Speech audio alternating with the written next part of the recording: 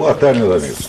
Estamos aqui de volta com as nossas notícias proibidas e comentários inconvenientes. Essa semana com um convidado ilustre, que é o médico psiquiatra e psicanalista Heitor de Paula, que é um dos principais e mais talentosos colaboradores do Mídia Sem Máscara. O Heitor de Paula é um estudioso do programa da Nova Ordem Mundial e, sobretudo, do projeto de governo mundial. Então, daqui a pouco vamos entrevistá-lo e ele tem muita coisa para contar a vocês. Mas antes disso, vamos comentar alguns acontecimentos da semana. Se vocês leram o último número, se não leram o último número de Veja, leiam, porque essa notícia é de uma importância fundamental. A conexão FARC. As investigações de um crime bárbaro, o assassinato de Cecília Cubas, filha do ex-presidente paraguaio Raul Cubas, por seus sequestradores, revelaram um perigo inesperado, a possível existência de uma indústria sul-americana de sequestros operando sob a orientação das Forças Armadas Revolucionárias da Colômbia, FARC. Documentação sobre esta indústria latino-americana do sequestro existe já há mais de uma década, porque foi esse pessoal que fez, em 1989, o sequestro de Abílio Diniz, operando numa eficientíssima coordenação com seus defensores e legitimadores brasileiros, os quais, imediatamente, tão logo foram presos os sequestradores, se mobilizaram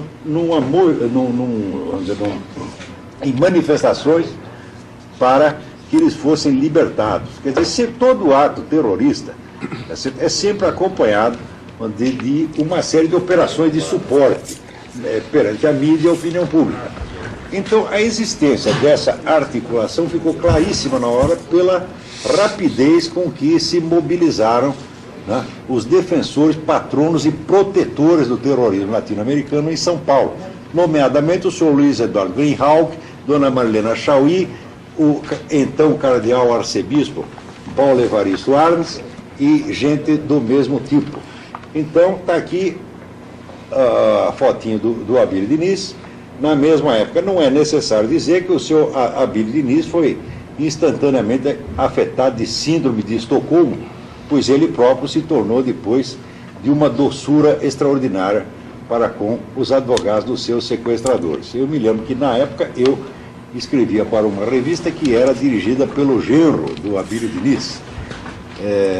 E a revista insistia, tá certo, em promover justamente aquelas pessoas que eram os defensores dos sequestradores do Abílio Diniz, como Marlena Chauí. E é uma coisa que na época me envergonhou tanto que eu parei de escrever para a revista. Muito bem. A conexão desta gente com o nosso partido governante está documentadíssima nas atas do Foro de São Paulo, inclusive a última reunião, que foi há alguns poucos meses, e o esforço de alguns jornalistas, sobretudo do Rio, para dizer que não, que houve antigamente uma conexão entre PT e FARC, tudo isso é empulhação, pois a presença comum do PT e das FARC na última reunião do Foro de São Paulo está muito bem documentada, como também está documentado o fato de que a publicação, né, a revista do Foro de São Paulo, que se chama América Livre, tem no seu conselho de diretores, ao lado do comandante das FARC, que era o Manuel Marulanda Gomes, que morreu recentemente, tem o Gilberto Carvalho, que é assessor de imprensa da Presidência da República. De maneira que a existência de uma promiscuidade entre o nosso governo e a FARC é uma evidência que não pode ser escondida. Nós estamos sendo governados por um esquema terrorista internacional. Isto não é possível esconder mais. Agora, se nesta situação os partidos ditos de oposição insistem em fazer um tipo de oposição bem comportadinha, que só critica uma leizinha aqui, uma medida econômica ali, tá certo? Então o povo brasileiro jamais terá o conhecimento da dimensão do esquema criminoso que nos governa. O Foro São Paulo é um esquema criminoso, é um esquema terrorista, está associado lá dentro, pertence não somente às FARC, mas também o MIR chileno, que participou do sequestro do Washington Oliveto, tá certo? Isto tudo tem que ser esclarecido, isso tudo tem que ser trazido a público.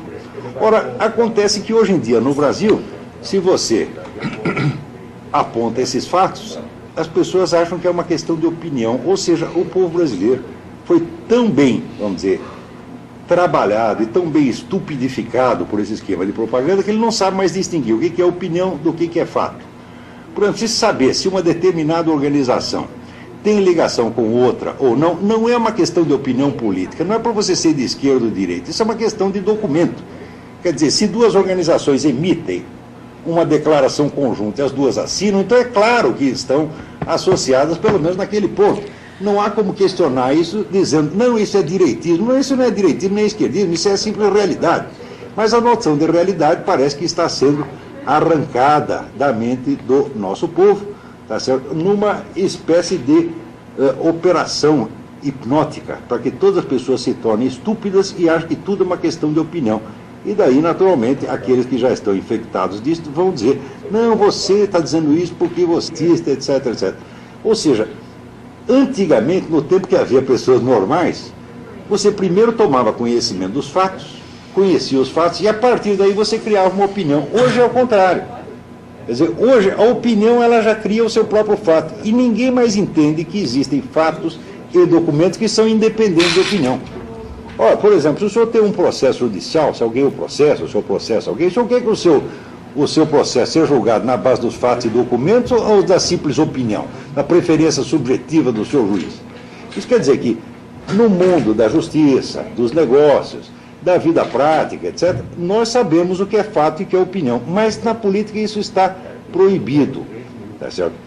Então, é muito bom o telespectador estar consciente de que não estamos falando nada disso aqui em função de nenhum programa político ao qual estejamos servindo. Nós não temos planos políticos, nós não somos políticos, não temos a menor ligação com nenhum partido.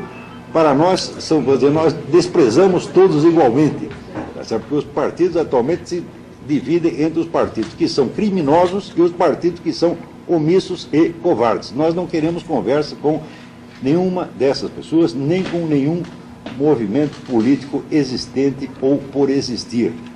Tá certo? A nossa posição aqui é a de jornalistas e estudiosos que tomamos conhecimento de determinados fatos e não nos conformamos de que eles continuem sendo ocultados em função de preferências políticas. Tá certo? O sujeito que quiser, vamos dizer, me subscrever, né, em algum partido ocorrente, ele fará isso por conta própria, tá certo? Sem me consultar. Então, ele pode me botar no partido tal, no outro partido, mas é tudo imaginação dele. Muito bem, falando em fatos, existem alguns fatos já bem antigos, tá certo? Que no Brasil continuam sendo desconhecidos. Um deles, importante, que eu já referi aqui, é a existência no mundo de uma quantidade enorme de pesquisas e de livros, pesquisas universitárias e livros a respeito do movimento comunista internacional que apareceram depois da abertura dos arquivos de Moscou, que é assim, um manancial de documentação como nunca houve na história humana.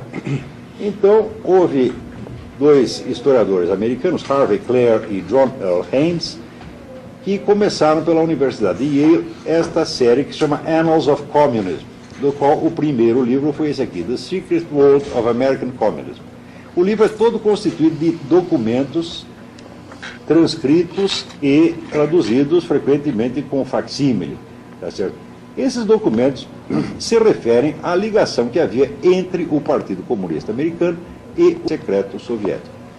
E durante muito tempo houve nos Estados Unidos um debate para saber se o Partido Comunista Americano era apenas um partido americano como qualquer outro, que seria herdeiro das tradições de rebeldia americana, ou se seria, vamos dizer, uma agência, um instrumento do serviço secreto soviético.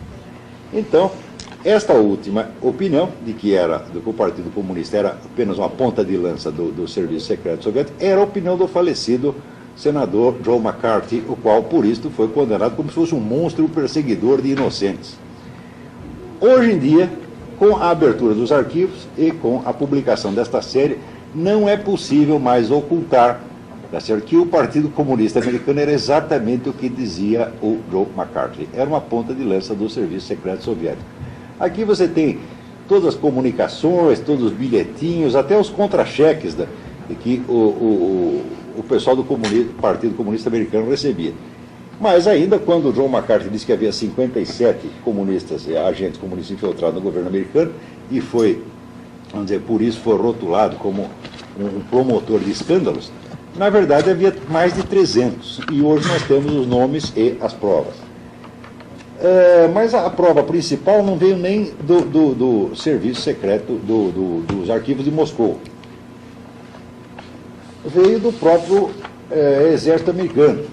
Na época em que houve aquelas discussões a respeito da comissão McCarthy, o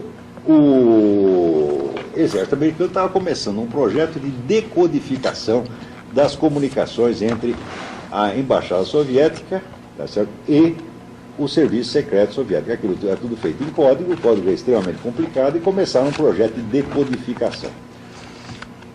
O governo americano, que era o governo Roosevelt na época, que estava assim, cheinho de comunistas para todo quanto é lado, mandou parar o projeto. Mandou extraoficialmente, quer dizer, quem mandou parar foi a esposa do presidente. Quer dizer, o general que comandava o projeto recebe lá um recado, olha, a senhora Eleanor Roosevelt mandou parar.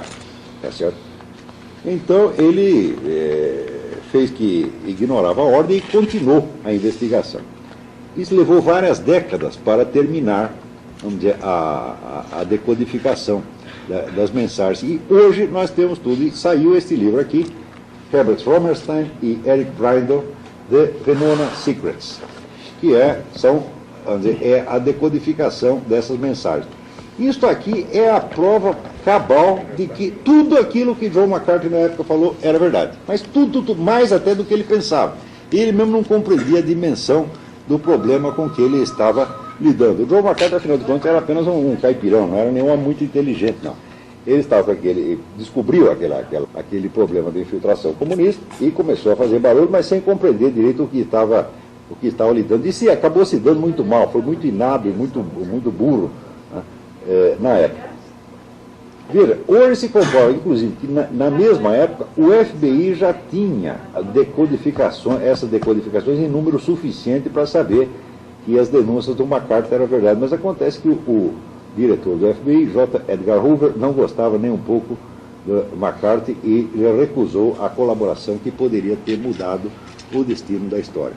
Hoje não temos mais nenhum motivo para continuar ocultando estas coisas. No entanto, tão logo divulgados esses documentos, houve imediata mobilização do esquema comunista entre os historiadores americanos, que a American Historical Association é praticamente dominada por essa gente, e não poder mais esconder os fatos, então uma série de operações de amortecimento, tentar disfarçar e atenuar de algum modo.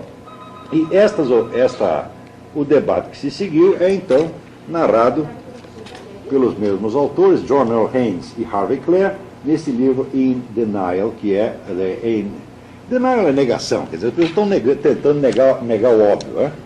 Então, ele aqui relata, então, os debates, e você vê como esta tentativa de ocultar o que se passou é totalmente inútil, é trabalho perdido. Não é mais possível esconder esta mancha de batom na cueca que foi a colaboração entre os comunistas americanos e o serviço secreto soviético. Também, outros dois livros importantíssimos, dos quais ninguém nem ouviu falar no Brasil, são os complementos que saíram ao Livro Negro do Comunismo.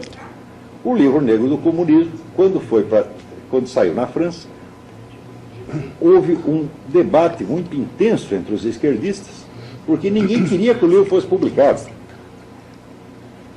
O livro trazia a documentação do genocídio soviético, do genocídio comunista no século XX, que foi muito superior ao genocídio nazista. Na Segunda Guerra morreram no total 40 milhões de pessoas, tá certo? Incluindo os que foram vítimas diretas da repressão nazista, como os 6 milhões de judeus que morreram no campo de concentração. Quando se reuniu a documentação suficiente sobre o regime soviético, fez-se a conta e viu que tinha morrido pelo menos por baixo de 100 milhões de pessoas, quer dizer, mais que 2 vezes o total dos mortos da Segunda Guerra. E a equipe que divulgou isso, sob a direção de Stéphane Courtois, do historiador Stéphane Courtois, era o pessoal que era da esquerda. Quer dizer, a esquerda democrática, mas era esquerda. E quando publicaram o comunismo, então foi aquele escândalo. No Brasil, o Brasil demorou muito para publicar a sua tradução do livro negro do comunismo, porque o nosso movimento editorial é todinho ele dominado por esquerdista, então houve aquele debate interno, publicamos isso, não publicamos, revelamos, escondemos, então fizeram um acordo, improvisaram, mandaram meia dúzia de historiadores, produziu uma falsidade chamada Livro Negro do Capitalismo, que atribui ao capitalismo todos os mortos da Segunda Guerra Mundial, para tentando empatar, chegar até os 100 milhões, então atribui ao capitalismo todos os mortos da Segunda Guerra, todos os mortos da Guerra Civil Espanhola, e forçando, chega a dar 100 milhões. É evidentemente uma fraude, tá certo, na qual se acomplicaram vários historiadores que a esta altura estão totalmente desmoralizados. Mas depois disso o debate prosseguiu na França e nem uma palavra a respeito sai no Brasil. Por exemplo, saiu logo em seguida esse complemento do Livro Negro do Comunismo. E o Passé fez uma table rase. Vamos fazer tábua rasa do passado. Este é um verso do hino do Partido Internacional Comunista. Quer dizer, nós vamos romper com o passado, vamos acabar com o passado. Eles acabaram com o passado, mas não no sentido em que eles diziam, acabaram com o passado histórico. Quer dizer, sumiram com o passado embaixo do tapete. Então, esse livro é o que, quer dizer, complementando o que o Livro Negro do Comunismo documenta sobre o genocídio comunista na União Soviética, tem aqui o complemento sobre o leste europeu, né? A Romênia, a Tchecoslováquia, etc, etc. Esse livro é absolutamente indispensável. E aqui a documentação que também se seguiu sobre o debate que houve na França em torno do Livro Negro do Comunismo. São acontecimentos que agitaram a Europa inteira. Esse debate criou um forroboló na Europa. No Brasil não se fala uma palavra a respeito disso. Por que não se fala? Porque deste debate esse pessoal esquerdista sai mais sujo do que pau de galinheiro, né? Então é preciso esconder isso de qualquer maneira. Tá certo? E estão escondendo com, né, muita dedicação. Então, bom, mais tarde tem algumas perguntas de leitores que nós vamos responder, mas então vamos passar agora a entrevista com o Heitor de Paula, que vai nos ensinar alguma coisa sobre esta coisa do governo mundial. Pois é, então eu gostaria de dar as boas-vindas para o doutor Heitor de Paula, para o Munir também, que está aqui como convidado também na tarde de hoje. E o doutor Heitor é um estudioso da chamada Nova Ordem Mundial, que prevê, dentre outras coisas, a formação de um governo global, com a ONU exercendo um papel preponderante, ditando leis, ditando normas, situação na qual a soberania nacional dos países ficaria em segundo plano. Dentro desse projeto, mudanças comportamentais, morais, religiosas, culturais seriam implementadas, inclusive a liberação das drogas. Então nós vamos perguntar para o doutor Heitor de Paula qual seria o objetivo de um governo mundial e como o senhor poderia demonstrar que tal estrutura de poder está sendo construída. Em primeiro lugar, eu quero agradecer ao Olavo e aos editores de Mídia Sem Máscara pelo amável convite. Agradecer também a produção do programa. Bem, essa ideia de um governo mundial é muito antiga. Não começou agora, nem com as Nações Unidas, é muito antiga. Mas para traçar toda essa história seria impossível num programa ou mesmo num artigo. O que se pode dizer, por exemplo, é que a ideia tomou mais força depois das duas primeiras guerras da Europa. A guerra de 1870, a invasão da França pelos exércitos de Otto von Bismarck, e ali já se começou a pensar, os europeus começaram a pensar na possibilidade de um mundo de paz, um mundo em que todos fossem pacíficos, e isso resultou, evidentemente, numa coisa muito pior, que foi a tal de a Grande Guerra. Depois, essa Grande Guerra passou a ser Primeira Guerra Mundial, mas, na verdade, naquela época ainda era Grande Guerra. E ali começou o primeiro movimento estruturado para um poder global. E esse início se deu com um presidente americano, na época, no final da guerra, que eu acho, na minha opinião, pelo que eu li, era um grande inocente, Woodrow Wilson, que tentou lançar as bases de uma paz universal, permanente, etc, etc.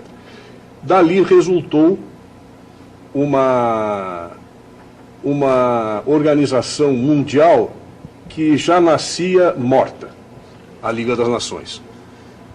Já nascia morta porque ela era baseada no Tratado de Versalhes, onde a Alemanha foi simplesmente colocada numa situação de total inadimplência. O que poderia se recuperar dentro da Alemanha foi totalmente deixado de lado. Consequentemente, a Liga das Nações faliu e os nazistas tomaram o poder. Aí temos a Segunda Guerra Mundial. Depois dessa Segunda Guerra, então, iniciou-se esse movimento, tomou forma novamente numa nova organização, esta muito mais bem estruturada, muito mais bem bolada, que é a Organização das Nações Unidas. Bom, eu vou, mais tarde deve ter outras perguntas, mas só para dizer o seguinte, as Nações Unidas já têm um poder global, já tem inclusive o que se poderia chamar ministérios. Por exemplo, o Unesco é o Ministério da Educação e Cultura Mundial. A FAO é o Ministério da Fome Zero. A Organização Mundial de Saúde é o Ministério da Saúde. Quer dizer, já não é uma coisa que vai acontecer, já está acontecendo. E o poderio dessas secretarias, dessas suborganizações, é enorme. Evidentemente, com a colaboração de muitos governos interessados em se tornarem, como o Olavo falava ontem, né, em províncias da ONU. Bom, acho que essa primeira pergunta está respondida. Sim, sim. Em cada país você tem, vamos dizer, entre os políticos, você tem os indivíduos que estão ligados a esse esquema de poder global e os defensores da soberania nacional. Certo. E nos Estados Unidos também tem. Essa é uma coisa que muita gente não entende. Sim. No Brasil o pessoal vê, um americano disse isso, disse aquilo, você pensa que é o governo americano que está fazendo. Não! Grande parte dos casos são agentes do poder da ONU. Por exemplo, Albert Gore. Albert Gore é o característico globalista americano. Tá certo? Ele não está ligado a nenhum esquema de poder nacional, mas de poder transnacional. Ele é a favor da ONU e contra os Estados Unidos. Tá certo? E isso ficou bem claro pelas atitudes dele e dos seus companheiros na guerra do Iraque. Todos contra os Estados Unidos. Isso não é coincidência. Contra os Estados Unidos, porque quer reforçar o quê? O poder da ONU. Não é isso? E principalmente essas eleições agora de 2002, em que se colocou praticamente esta questão dentro dos Estados Unidos. Aqui no Brasil não chegam muito as notícias de como se deu essa discussão interna nos Estados Unidos. Mas se alguém assistiu aos debates do Bush com o Kerry, talvez lembre como, eu não sei como é que foram traduzidos, como eu ouvi direto, eu tenho dúvidas de como é que foi a tradução para o português, mas o Kerry sistematicamente defendia que os Estados Unidos deveriam se submeter a poderes multilaterais. Sistematicamente ele dizia, nós não podemos tomar atitudes unilaterais. Quer dizer, o que são as atitudes unilaterais? As atitudes tomadas pelo governo Bush depois dos atentados de 11 de setembro. Quer dizer, tudo que se fez de lá para cá, inicialmente houve uma união muito grande entre os americanos, foi coisa de 95%, e começou a ser minado pela esquerda do Partido Democrata, porque não é todo o Partido Democrata, não. Inclusive, há um senador pela Geórgia, que agora não vou me lembrar o nome dele, que saiu e passou a apoiar o Bush porque disse, não sou eu que saio do Partido Democrata. O Partido Democrata que me abandonou, porque abandonou as suas ideias. E hoje é o Partido Democrata e o John Kerry é o representante, vamos dizer, o substituto do Al Gore, só que não tão inteligente, né? Não tão inteligente. Então, doutor Heitor, se o hipotético governo mundial seria voltado para o interesse de quais, o atendimento de quais interesses ideológicos? Teria uma agenda socialista, por exemplo? Teria, mas acho que vai mais amplo do que isso. Se nós tomarmos toda a documentação do que é que está fundamentando esse governo, esse poder global, o que nós vamos chegar à conclusão, rapidamente, não precisa ler muita coisa não, é que existe um movimento contra a civilização ocidental judaico-cristã. Porque o que é que a ONU está permanentemente propondo? Sob a denominação falsa de liberdade religiosa, o que eles estão querendo acabar com tudo que seja originário da civilização judaico-cristã, que construiu a civilização ocidental e, principalmente, a liberdade. De modo que, principalmente, o conceito de liberdade individual que se estabeleceu através dos anos na medida em que progredia a civilização ocidental. Então, há um número muito grande de interesses que levam a haver, vamos dizer, uma espécie de coligação internacional que sempre é contra dois países, Estados Unidos e Israel. São os dois países que não ganham nada, nunca, perdem tudo. Qualquer coisa estão errados. Eles estão sempre errados. Estão sempre errados. O sujeito vai lá, estoura uma bomba em Tel Aviv, mata 30. Isso aí não é feito só de fora. Não. Quer dizer, o combate contra Estados Unidos e Israel é feito por americanos e israelenses. É um negócio incrível. Do país agora, por exemplo. Pessoal ligado ao esquema É. globalista.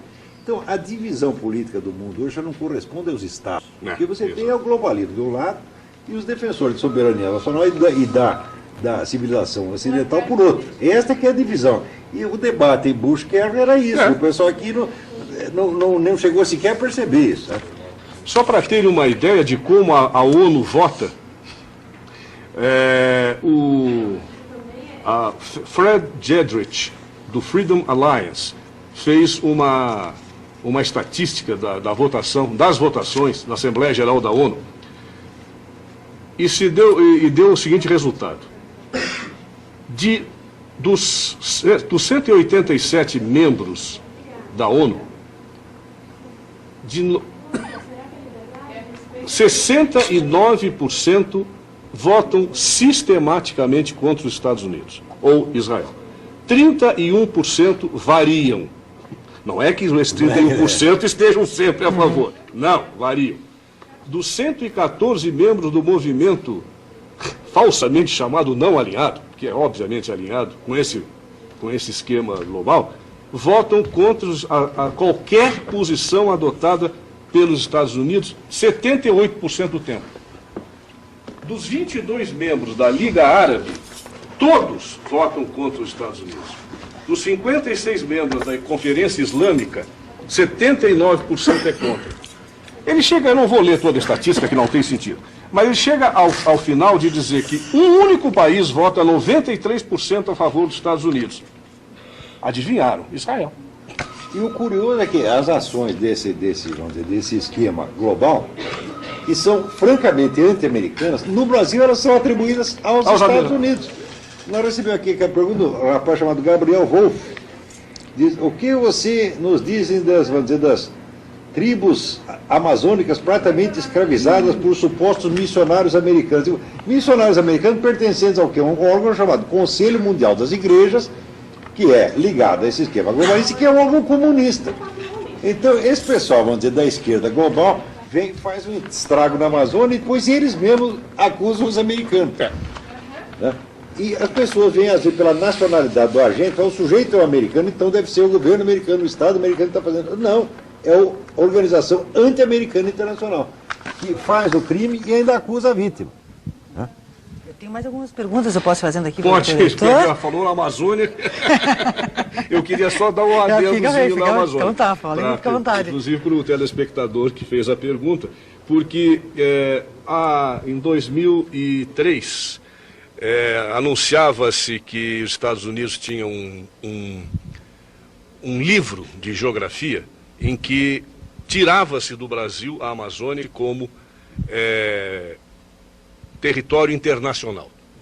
Também falaram de 20 bases norte-americanas que cercavam a Amazônia.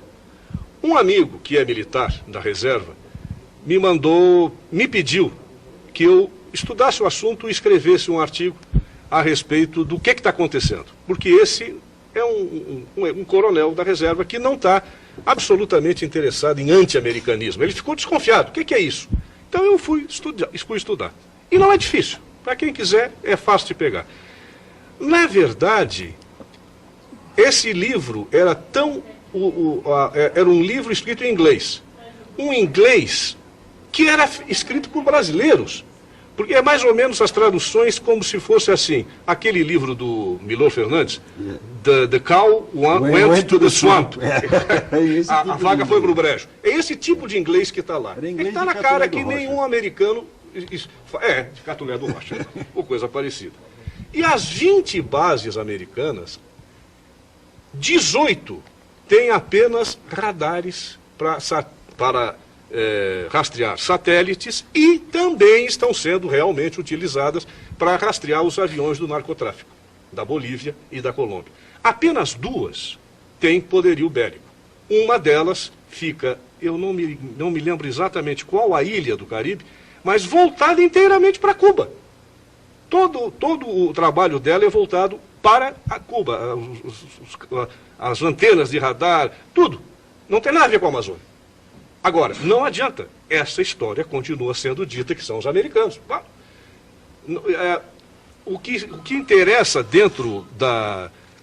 lá na Amazônia é que são imensos interesses globalistas, esses mesmos que nós estamos falando aqui, que pretendem doar, pretendem que lhe seja doado, e está sendo, parte da soberania nacional para essas organizações não governamentais, muitas delas comandadas pelas elites europeias, incluindo as casas reais, principalmente e o nosso da Inglaterra. É a favor disso, né?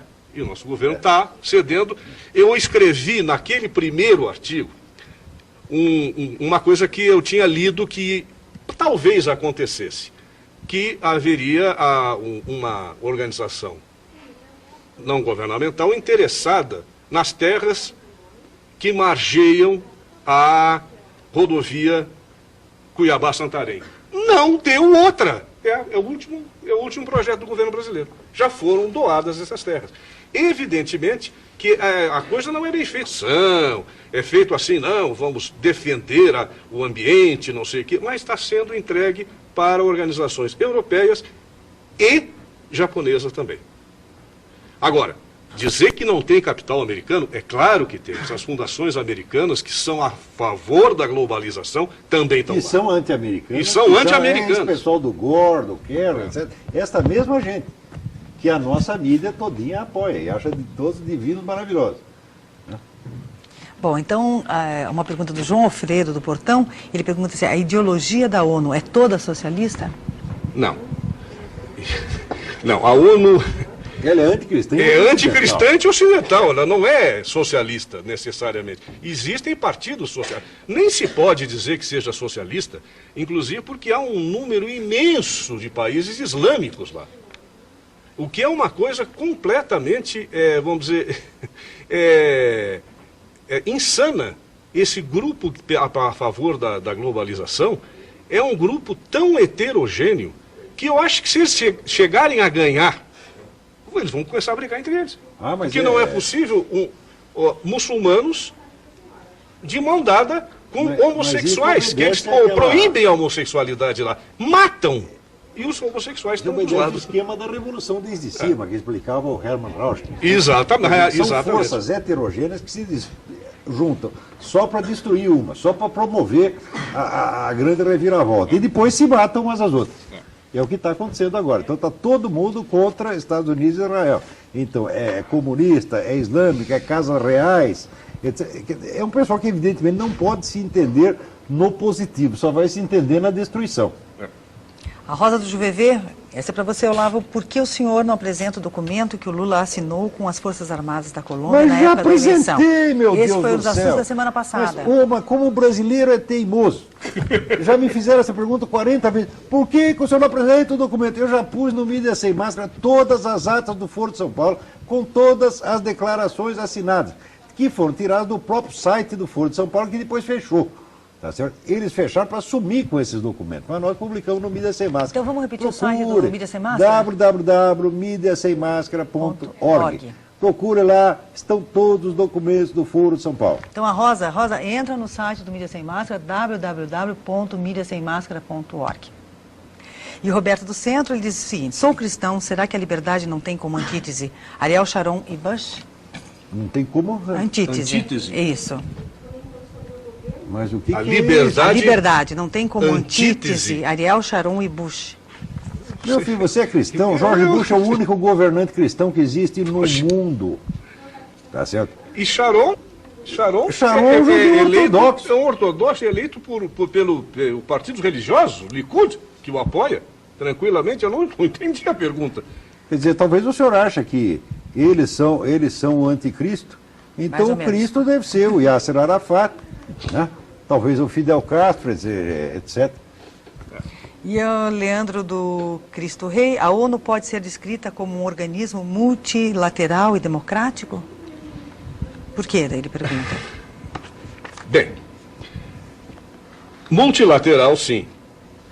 Agora, democrático, isso aí é um problema bastante sério. Porque o que é realmente que se pretende dizer com democrático nesse caso? A ONU vota em bloco na Assembleia Geral, que, aliás, a Assembleia Geral não vale coisa nenhuma. A Assembleia Geral da ONU é só para sair no jornal, porque o que resolve tudo dentro da ONU é o Conselho de Segurança. O Conselho de Segurança é o órgão que manda nas Nações Unidas. E lá existem 4 superpotências que têm veto. Nada absolutamente passa se um deles votar contra. A Assembleia Geral pode votar unanimemente a favor. Vai para o Conselho de Segurança, um dos 4, Estados Unidos, Rússia, China, França, são 5. Inglaterra, são 5. Se um deles vota contra, até logo. Acabou, ali mesmo morreu. Então, isto é democrático? Eu acho que não. E outra coisa também que é preciso ver, que quando a Assembleia Geral vota, ela tem um certo peso moral. Não um peso decisório, mas tem um peso moral. Agora, qual é a grande maioria dos países que estão na ONU, representados na ONU? 90% não são democracias. Então, como é que pode dizer que um órgão em que se possa votar, vamos dizer, 90 países votaram a favor, 30 países votaram contra. Esses 90 são ditaduras. O que é democracia? A Comissão dos Direitos Humanos está livre. E a Cuba? Líbia e Cuba estão na Comissão de Direitos Humanos. Isso é brincadeira.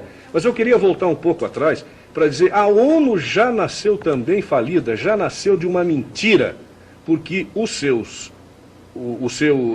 sua Declaração dos Direitos do Homem foram assinadas por países que jamais defenderam os direitos do homem e jamais pretendiam defender. Inclusive o membro fundador, União das Repúblicas Socialistas Soviéticas, na época nas mãos do pior ditador que o mundo já teve, Joseph Stalin. Quer dizer, este cara assinou a Declaração dos Direitos Humanos.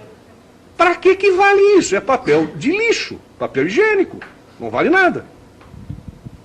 Agora eu tenho uma perguntinha aqui, na verdade um comentário, uma pergunta do João Alberto para o Munir. Caro Munir, o seu programa com excelente pugino estava ótimo, parabéns pela clareza e por sua fina ironia. Mas escrevo para tirar uma dúvida. É bastante difundida a análise que coloca os Estados Unidos como vilões e golpistas por terem rompido em 71 o acordo de Bretton Woods. Pergunto, no seu entender, o que de fato significou este rompimento e quais os prejuízos causados aos demais países, quais as consequências desse fato? Bom, então, muito obrigado pelos comentários amáveis. Olha, em 71 os Estados Unidos saíram do padrão ouro. Eu lembro que foi o primeiro fato econômico que eu acompanhei assim na minha vida depois assim de jovem assim.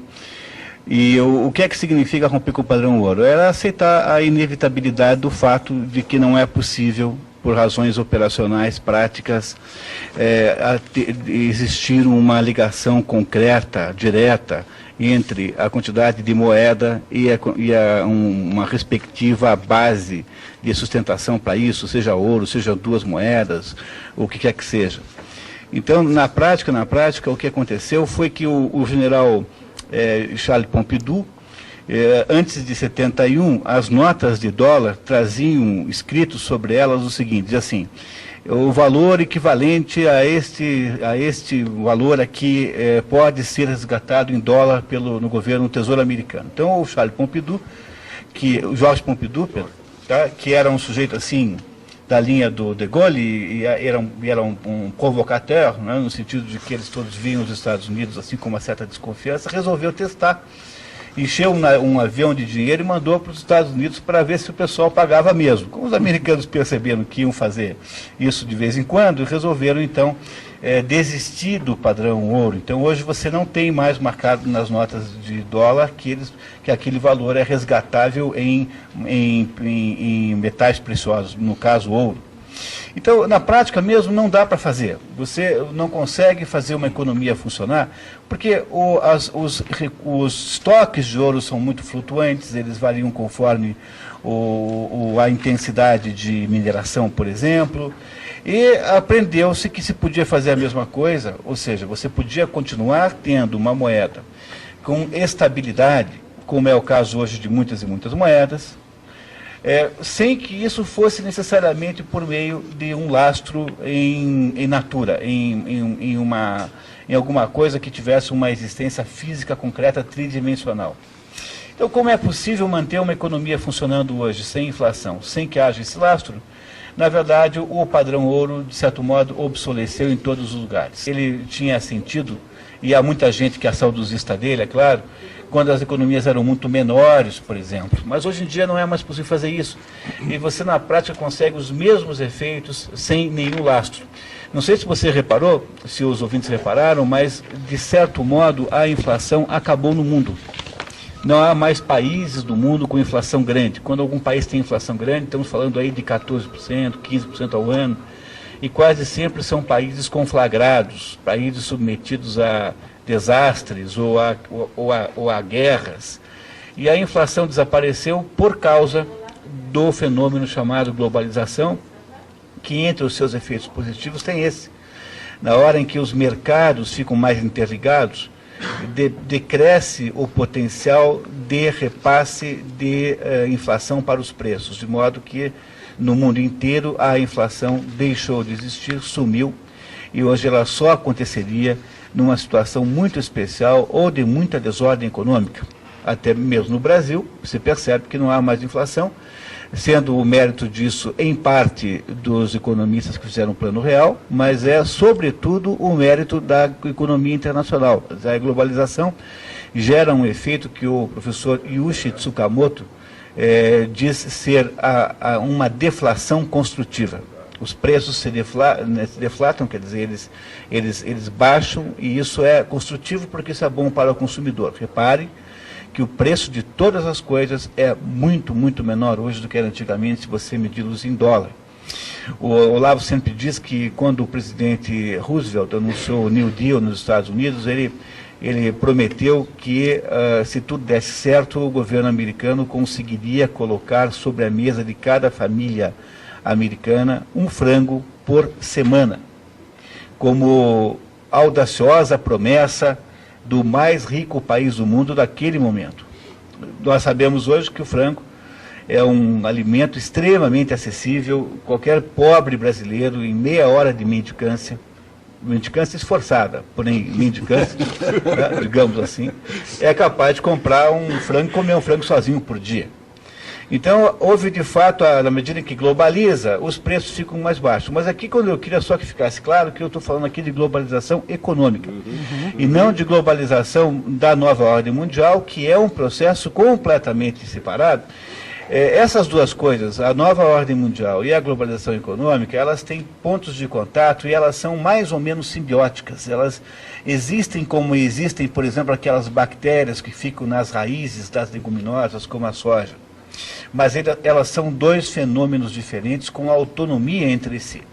Então, não é mais necessário ter o padrão. Há um estudo muito interessante que diz que aquele filme O Mágico de Oz é uma espécie de campanha dos americanos para voltarem a um padrão ouro. Então, aquelas personagens todas podem ser interpretadas. Por exemplo, o Homem de Lata é o industrial que ficou enferrujado por causa da dificuldade econômica.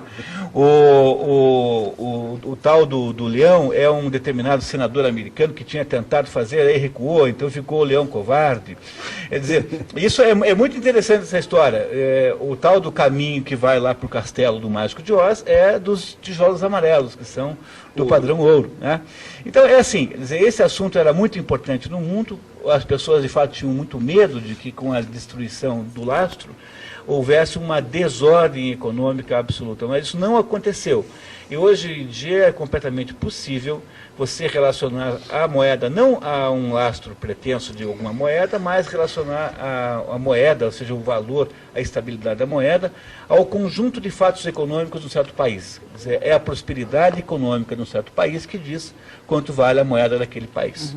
Quer melhorar a moeda? Melhora a prosperidade daquele país. O José Alberto de São Paulo, eu agradeço até as palavras dele, a participação dele, de parabéns pela lucidez e inteligência do professor Olavo. Estou maravilhado com o programa, é excelente que vocês mostrem ao povo o caminho para sair dos problemas brasileiros. Que o espaço de vocês se torne cada vez maior. Tomara. Obrigado. E o Leonelo, da Vila Auer, pergunta, senhor Olavo, ele diz que existe uma publicação chamada Lembrança do País dos Mortos, testemunho ocular da chacina do regime soviético. Apenas para complementar aquelas suas informações. Se me arrumar o nome do autor e a editora, agradeço muito, por favor. Então, ó, Leonelo, se puder.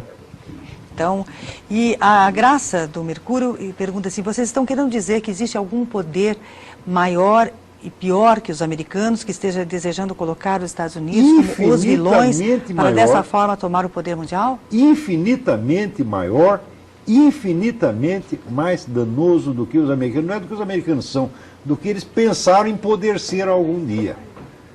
Se você quer medir como é que é isso, você veja a história de todas as intervenções americanas, tá certo? Em todas as guerras do século XX.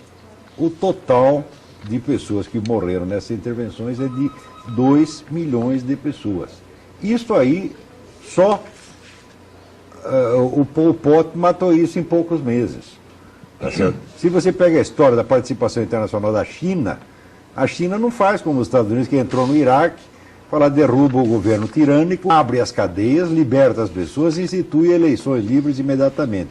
A China entra num país como o Tibete, mata gente lá há 50 anos, destrói 97% dos monastérios tibetanos, faz um genocídio cultural para erradicar a religião nacional e está lá até hoje. Quer dizer, esta é um pouco a diferença.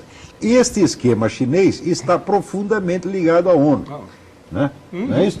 Então, é o esquema chinês. Você tem o esquema chinês, você tem várias correntes. Você tem o esquema chinês, o esquema islâmico e o esquema dessas velhas potências europeias, tá certo?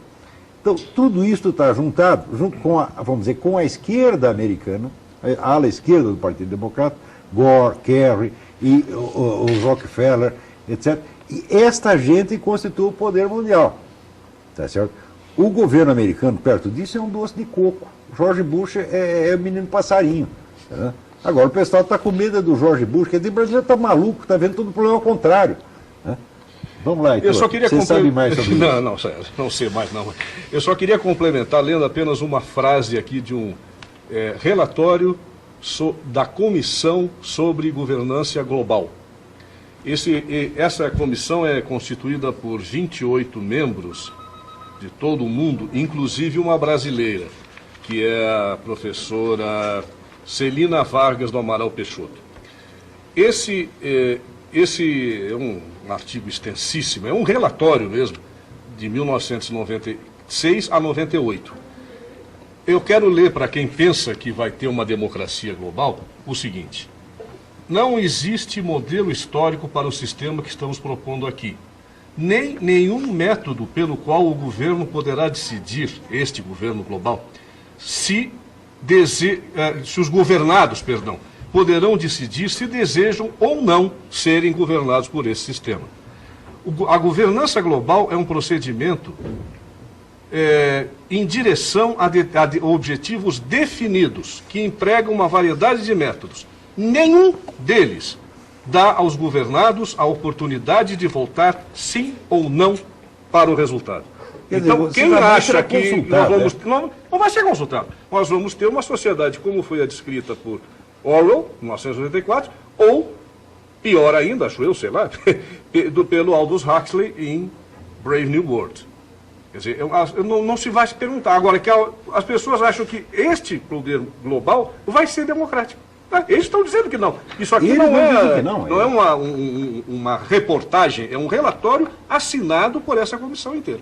E este esquema, como ele vem, assim, pelo menos desde os anos 60, ele tem planos muito complexos para ir nos vários países as mudanças históricas, culturais, educacionais, legislativas necessárias para que tudo convirja na direção do governo global. Essas medidas vão sendo introduzidas, tá certo, separadamente, mas de modo a dar um efeito total em seguida. A população atingida não entende o que está acontecendo porque não percebe a ligação entre uma coisa e outra e não sabe qual foi a fonte comum dos planos.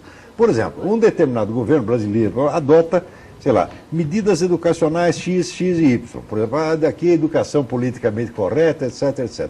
Ao mesmo tempo que o Ministério da Saúde lança lá a campanha, sei lá, antitabagística. Aparentemente não tem nada a ver uma coisa com outra. Quando você vai ver, veio da mesma fonte. E as modificações, vamos dizer, sociais visadas, são muitíssimo bem calculadas. Por exemplo, se você vai ver por que o senhor Jorge Soros subsidia campanhas antitabagísticas e campanhas pela liberação das drogas pesadas. Trocar o vício do mundo, quer dizer, você proibir o tabaco, tá certo? E liberar cocaína e maconha, isso faz parte deste plano. E isso está sendo aplicado no mundo há quase 40 anos. Isso tudo com uma velocidade impressionante, de tal modo que a população não consiga acompanhar. Nos Estados Unidos ainda consegue, se publica muita coisa, se debate, porque tudo isto, vamos dizer, depende de você ter a documentação. No Brasil não tem nada. Isto aqui é um país de trouxas. Nós estamos sendo feitos de trouxas por uma elite de 3 mil pessoas que se chama classe jornalística. Tá certo? A classe jornalística aqui não é mais de 3 ou 4 mil pessoas, todas elas profundamente identificadas com esse esquema, todas elas profundamente decididas a divulgar o que o esquema global quiser divulgar e esconder o que ele quiser esconder. Servem a isso, vamos dizer, insistentemente, diariamente. Servem a isso e não à sua consciência jornalística. Porque se tivessem consciência jornalística, todos esses assuntos que nós estamos levantando aqui já estariam sendo discutidos em público há mais de 20 anos, como são nos Estados Unidos. Além disso, além do programa das drogas, que parece que virão perguntas, que eu fui convidado, inclusive, para isso também. Nós temos aí. O Heitor, deixa eu dar uma olhada aqui. O Heitor é um dos representantes nacionais, no brasileiro, de uma organização chamada Drug Watch International, que é uma organização de combate ao consumo e comércio de drogas, e é uma organização que se caracteriza eminentemente por não aceitar nenhum dinheiro de governo nenhum. Então não tem compromisso com isso aí, é inteiramente privado. Além disso, que nós vamos falar um pouco mais depois, tem também a campanha do desarmamento. É isso. Essa também é a mesma outra, fonte. A fonte é exatamente a mesma.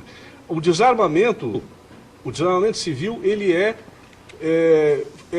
parece assim que surgiu aqui no Brasil uma ideia de que a violência está gerando muitas mortes, então alguém teve a ideia, não é nada disso, está tudo planejado, tudo escrito. Há muitos anos que isso está escrito. E o que acontece? A mídia, de maneira geral, como o Olavo falou, esses dias eu li uma coisa assim, isso, uma manchete de jornal. A violência aumentou. Bom, acho que o lógico seria concluir, para qualquer pessoa que conhece causa e efeito, seria dizer, bom, se aumentou a violência depois do desarmamento, então a causa é o desarmamento. Não, foi apresentado assim, apesar do desarmamento, vírgula, violência aumentou. O desarmamento falta de civil isso, não aumenta pensam. a violência necessariamente. Isso é a coisa mais óbvia do mundo, né? Agora, de todos esses esquemas, sempre são planos que vêm desta elite da ONU, tá certo? Com muitos anos de antecedência. E quando são aplicados, não são discutidas com conhecimento da sua fonte. A fonte é ocultada. Ninguém sabe de onde isso veio, tá certo? E sempre assim, a ideia de você criar um risco imaginário para deixar todo mundo com medo de alguma coisa e em seguida você oferecer um socorro contra essa coisa. Começa com essa maldita campanha antitabagística, que a ONU divulga o seguinte. Para entender como é que a ONU faz, você precisa comparar o que ela coloca nas publicações de propaganda e o que ela coloca nas publicações técnicas que, teoricamente, embasam esta propaganda. Quando você compara uma coisa com outra, você vê que existe uma empulhação sistemática. Por exemplo, no mundo inteiro se alardeia. Morrem 400 mil fumantes por ano nos Estados Unidos. É verdade que eles morrem, mas quando você vai ver a publicação técnica, informa que eles morrem com a média de idade de 72 anos, a qual é superior à média de idade de morte da população civil, que é 40, população geral, que é 71. Então você cria um risco, cuidado com o cigarro, vocês vão morrer, olha, tem lá um sujeito fumando a 50 metros de distância, você vai morrer de câncer porque você é fumante passivo e tal. E com isso se cria uma comedeira de dinheiro que é uma coisa absolutamente fantástica. E pior, a comedeira de dinheiro é disfarçada, é camuflada, como se a campanha antitabagística fosse o Davi e a indústria tabagística é o Golias. E olha, se você pegar só uma fundação antitabagística, financiada pela Johnson & Johnson, tá certo? Ela ganha mais dinheiro do que a Philip Morris ou a nossa Souza Cruz, tá certo? E sem você contar toda a verba que vai para a ONU, tá certo? Toda a verba da indústria, porque a grande interessada, o grande suporte da campanha tabagística é a indústria farmacêutica americana, a qual é quem? É Rockefeller, a qual é esquema globalista e a qual é a esquerda do Partido Democrático anti-americano. Tá e certo? a qual também também são os laboratórios holandeses que são Exatamente, maiores produtores exatamente. de êxtase do Exatamente, mundo. É produzido na exatamente. Holanda, só que não fica lá, é vendido. Olha, antitabagismo e tráfico de drogas estão assim, tá certo? E uma pessoa, se vocês querem compreender a conexão, estudem a vida e obra de Jorge Soros, vocês vão entender tudo. Olha, nós temos tanta pergunta que eu estou vendo que não vai dar tempo da gente responder nem metade dessas, porque inclusive a gente tem que entrar... Voltar, Pois é, não entramos nem no assunto que a gente queria falar das drogas, né, doutor Heitor? Então... Vamos lá, vamos falar disso aí. Das drogas? Vamos falar um pouquinho das drogas? Essas aqui vamos deixar para uma outra hora a gente responder, né? Se der Porque... tempo. Lamento muito, eu gostaria de responder Vamos ver se todas. dá tempo, mais tarde está complicado. O que o senhor acha da liberalização das drogas? Quais drogas deveriam ser liberadas? Nenhuma. Inclusive eu vou começar pegando aqui do que o Olavo falou, a campanha antitabagista, e também agora começou a campanha contra as bebidas alcoólicas. Eu agora vou dizer uma teoria minha, eu não ouvi isso escrito em lugar nenhum, mas como eu trabalho na área, e trabalhei não muitos anos realmente diretamente com drogaditos, não muitos, porque é muito difícil trabalhar, cansa muito, eu formulo uma teoria minha. Essa não tem fonte. Fonte sou eu. A campanha, sabe-se que o cigarro e o álcool são ansiolíticos. Diminuem a ansiedade. Eu fumei, eu parei de fumar há 11 anos. Fumei, mas não sou antitabagista, não. Pelo contrário. Adoro o cheirinho de cigarro. Fumante passivo eu continuo sendo de propósito. Agora, são duas substâncias que dão uma certa alívio da ansiedade. O que é que acontece? Para introduzir substâncias mais fortes, temos que combater estas. Que combatendo estas, a angústia da população vai aumentar e aí nós entramos... É um cálculo que eles fazem mesmo. Eu acho, essa teoria ali. raciocina exatamente assim. E aí entram, então, e começam a dar uma série de respostas dizendo que a maconha não faz mal. Bom, se eu for trazer aqui todos os relatórios que eu tenho, e que é fácil de acessar na internet, é facílimo, eu não teria tempo nem para a minha impressora ia fundir para imprimir todos. Então eu tenho 2 aqui só. Um da British Lung Foundation, Impacto da Cannabis na Saúde Respiratória. Destrói pulmões e o cérebro. É uma das maiores causas de abandono escolar, é a maconha. É uma das maiores causas de lesões neuronais sérias. E um outro relatório que eu tenho aqui, Research Report da National Institute of Drug Abuse. Doutor, só fala um pouquinho mais próximo ao microfone. Da Institute of Drug Abuse, que é marihuana. É um estudo o estudo completo sobre o que é a marihuana, que tem como substância básica o THC, que é extremamente lesivo ao cérebro, aos pulmões, aos rins, a todo o corpo humano. Mas é usado também para o tratamento de algumas doenças ou não? Isso era bom, mas acontece o seguinte, o THC, para aí, é diferente. Pois até estricnina. Mas o que eu quero dizer é que algumas pessoas defendem que a maconha faz menos mal que o cigarro. Isso é coisa de... Isso é mentira, isso é mentira. Mas é mentira, isso é mentira.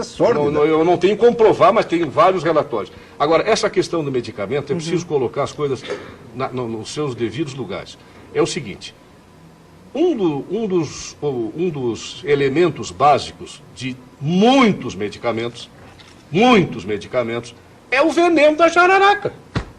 Sim. São os componentes da Botrops jararaca, que é o veneno da jararaca. Agora, você recomendaria que alguém seja mordido por jararaca para ficar curado de alguma coisa? Não.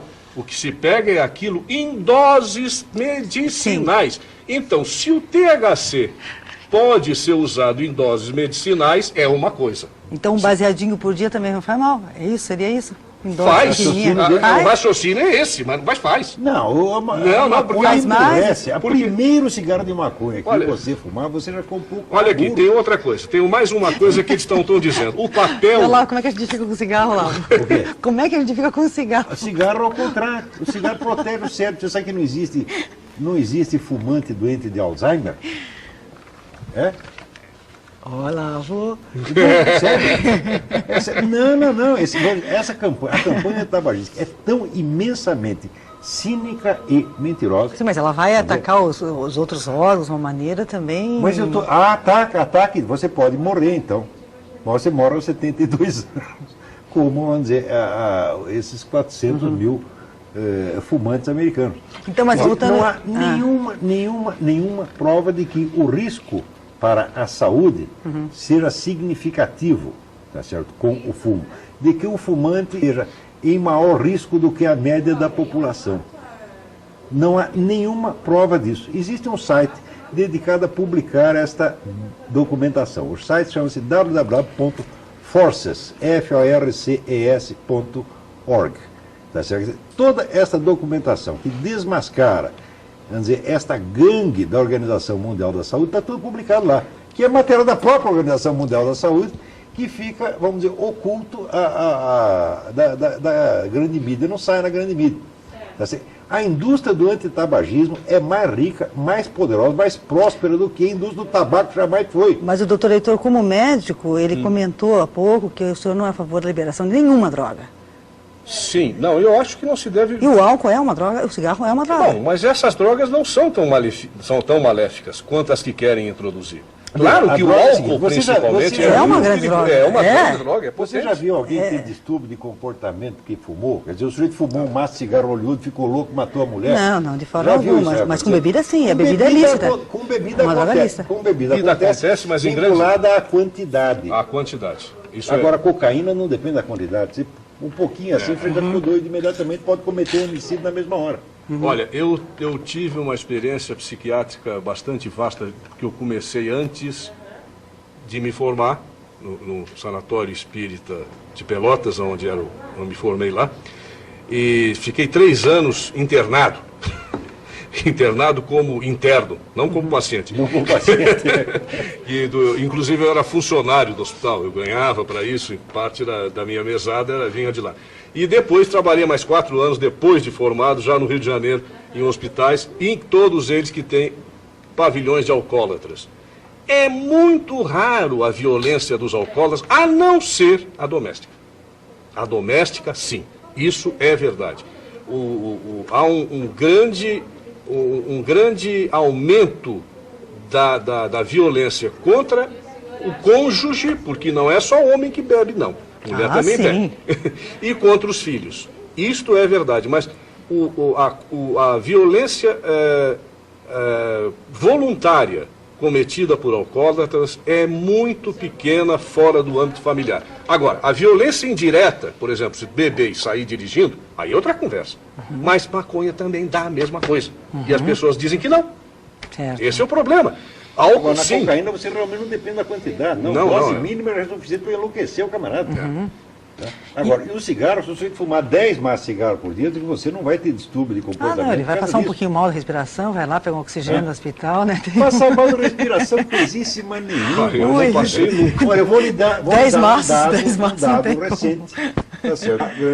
Uma pesquisadora matemática, Rosalind Merriman, que trabalhava no Instituto Nacional, o equivalente do Instituto Nacional de Pesos e Medidas americano.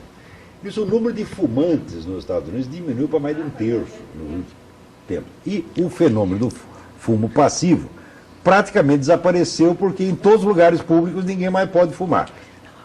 Ao mesmo tempo, o número de casos de asma em adultos e crianças triplicou.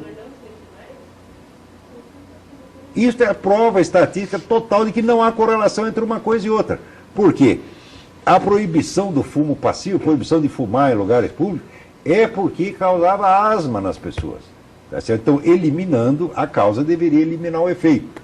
É igual o desarmamento. Exatamente. Então, o fumo diminuiu para 1/3 e a asma aumentou 3 vezes.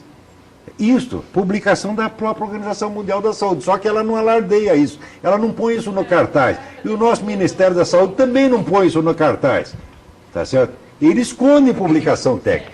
E, vamos dizer, publicamente, o que faz? Faz propaganda enganosa, como isso que vem atrás do cigarro, que aparece lá um sujeito morrendo, um canceroso, tal. Quando você vai ver, aquele sujeito não tem câncer nenhum, tá certo? Ele é vítima de uma coisa completamente diferente, e jogam toda a culpa no cigarro. Tudo isso é propaganda. E que o fumante já sabe que é só tirar daquela carteira horrorosa e pôr numa cigarreira que pronto, não... Como é? O fumante mesmo sabe, tira dali, põe numa cigarreira, vai ter que enxergar aquela coisa horrorosa. Não enxerga, Olha, pronto. A não ser que seja um Cuidado, suicida, olha. ele vai preferir aquela. Cuidado com o Ministério da Saúde. Cuidado com o Ministério da Educação. Doença. Cuidado com o Ministério Ministério da da Cultura. E são todos órgãos de propaganda enganosa. E digo isto e provo. Senhor ministro, está me ouvindo? O senhor me processa pelo que eu disse. Tá certo? E eu lhe devolvo o processo triplicado. Olha, nós temos mais uma pergunta que nós gostaríamos de fazer então para o doutor Heitor. Se há algum lugar no mundo onde a liberação das drogas foi benéfica para a população? Não. E, inclusive, um dos lugares do mundo em que se alardeia que isso aconteceu é a Holanda. A Holanda, eu até posso falar de experiência pessoal como turista. Eu estive na Holanda em 93, em Amsterdã, era tudo liberado, as drogas eram liberadas dentro dos cafés, não era na rua, não podia vender, mas o que se percebia lá, e isso eu percebi, e hoje em dia, quando eu leio os relatórios, eu vejo que é certo, do lado de fora dos cafés só podia vender maconha. Do lado de fora dos cafés, o tráfico de cocaína, o tráfico de heroína era imenso. Do lado de fora, os caras vendiam ali. E uma coisa, era um lixo de cidade, era um lixo. Amsterdã fedia. Em frente ao Palácio da Rainha, que é onde fica a Damplatz, é aquela famosa praça em que todo mundo drogado, atirar. E era assim mesmo. Bom, voltei lá em 2002, depois que eles voltaram atrás, porque a Holanda voltou atrás e ninguém diz. A Holanda está novamente restringindo o uso de drogas, não pode fazer, vamos dizer, diretamente proibir de vez, inclusive para os laboratórios holandeses fabricam êxtase. Agora, é outra cidade. É uma cidade limpa. E não está totalmente proibido, não. Mas simplesmente houve uma maior repressão dos lugares aonde pode se fumar. E existem N relatórios também. Um deles eu tenho aqui de Larry Collins, que fez um estudo de todo o período em que foi liberado as drogas na Holanda e concluiu que a coisa piorou muito, inclusive a criminalidade aumentou assustadoramente, que é o que fez o parlamento começar a restringir novamente. Porque lá eles se deram conta de causa e efeito. Aqui não, aqui o cara diz que tirou as armas, aí piorou a violência, o cara diz, apesar de... Não, lá eles se deram conta, é isto. Olha, recebemos aqui um comentário do Dr. Luiz Ribas, né, professor de medicina da Universidade Federal do Paraná, que ele disse o seguinte: nos dias de hoje é um absurdo que alguém diga na mídia, nesse horário, que cigarros não fazem mal.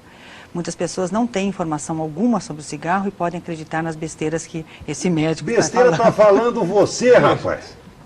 Olha, eu tenho as pesquisas. O Olavo não é médico. Tá certo? Esses 400 mil mortos por ano, tá certo? Morrem aos 72 anos de idade, tá certo? E esta faixa é mais elevada do que a idade em que morre a média da população. Isso é dado da própria Organização Mundial da Saúde. O senhor aqui devia se informar. Eu lhe envio a documentação. O senhor estuda e vamos discutir. Não venha aqui usar a sua autoridade médica. Para mim, médico não tem autoridade nenhuma. Só tem autoridade os fatos, meu amigo. Inclusive, o comentário não foi feito pelo doutor Heitor, que ele disse que o doutor Heitor comentou que... Ele é tão médico quanto mas ele não comentou. Eu não comentei... comentou. Olha, se cigarro faz mal ou não, eu não estou discutindo e não estou nem entrando no mérito disso. É só eu estou sobre a entrando no mérito proibição. seguinte: a campanha de tabagismo que é baseada na mentira. E o senhor está acreditando nela. E o Roberto da Água Verde, ele diz que considera os hospitais psiquiátricos desumanos e muitos se assemelham a campos de concentração nazista. Ele queria que o senhor comentasse isso a respeito. Eu concordo em parte. E eu concordo em parte. Existiam muitos hospitais psiquiátricos na minha época. Olha, eu vou até falar uma coisa. Eu fui chamado para ser contratado para trabalhar na colônia Juliano Moreira, no Rio de Janeiro, em 1971. Eu fui, entrei e saí pela mesma porta, porque era exatamente o que o telespectador está dizendo. Era um campo de concentração, um antro de corrupção em que a carne entrava para os pacientes e saía para um açougue que os funcionários vendiam para a população em geral. O paciente nunca viu carne na colônia Juliano Moreira. Eu vi o estado daquelas pessoas lá, era estado de campo de concentração. Agora, generalizar, inclusive para as clínicas particulares, isso não é verdade.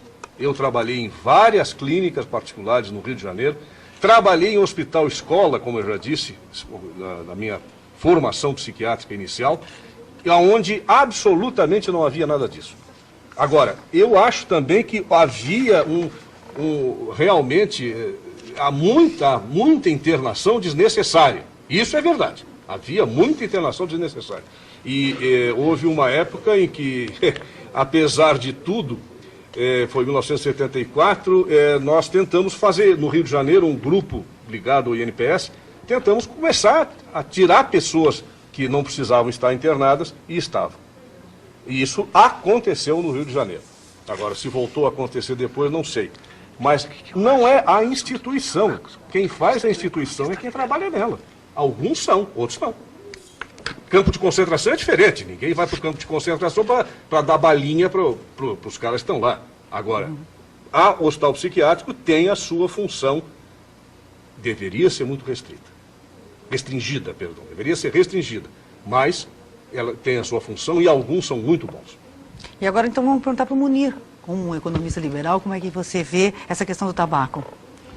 Bom, olha, eu não sou médico e eu não sei de fato discutir o assunto do ponto de vista médico. Agora, o que um economista liberal tem a dizer para vocês é o seguinte: os assuntos privados são assuntos privados. Então, eu fico profundamente irritado quando eu descubro que o governo, um deputado, um representante, um líder do legislativo, está tentando criar uma restrição jurídica contra o tabaco. Então, por exemplo, se chega e estabelece que os bares, os restaurantes, não podem ter fumantes. Bom, isso é assunto para o governo se meter? Mas é o seguinte: os bares e os restaurantes que tomem conta da sua vida. Se o sujeito acha que tem um mercado para gente que não quer fumantes, ele põe uma placa na porta assim, fala assim, ó, neste lugar aqui não se fuma porque eu não quero. Ou então põe uma placa contrária. Houve aqui em Curitiba um dono de um restaurante, já falecido aliás, que botou uma placa assim na porta. Aqui nesse restaurante fuma-se. Os não fumantes são tolerados, contanto que não nos amolem. Então, se você é não fumante, tem um problema com isso, se você tem ódio disso, ou você acredita que faz mal para você, seja qual for a razão, você chega na frente do restaurante e você dá a volta e vai para outro. Mas qual é a razão pela qual nós temos que pegar o Estado e o Estado a se achar no direito de criar regra para tudo isso? Que direito tem o Estado brasileiro, que é nenhum exemplo de coisa nenhuma, ficar fazendo terrorismo nas carteiras de cigarro? Será que essa gente pensa que vão sensibilizar alguém com aquela bobagem? Isso não tem o menor efeito, é um negócio tutelante, é ridículo. O aumento do poder de polícia da classe médica é um programa da ONU. E o senhor que está falando das coisas, o senhor está se prevalecendo disso. Quer dizer, transformar o médico numa classe de administradores públicos que vão dizer o que nós podemos comer, se nós podemos fumar. Não... Olha, nós não queremos os seus conselhos, meu amigo. O médico, para mim, é o seguinte, é como um mecânico de automóvel. Você leva lá o automóvel, paga para ele fazer o serviço, ele faz o serviço, não amole. O senhor não tem autoridade nenhuma para dizer essas coisas, não. Outra coisa, compare a estatística de mortes, não é nem mortes por fumo, porque mortes por doenças associadas ao fumo.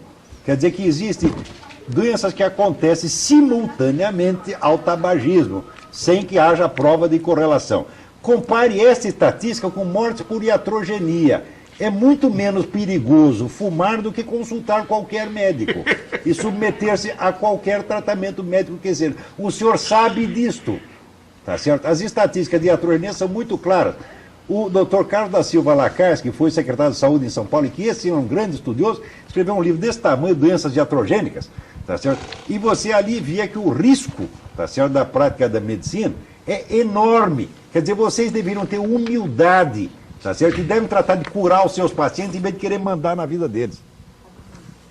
Há um lugar, falando do que o Munir disse, a sugestão, há um lugar nos Estados Unidos que é Salt Lake City, que é a cidade sede da igreja Mormon.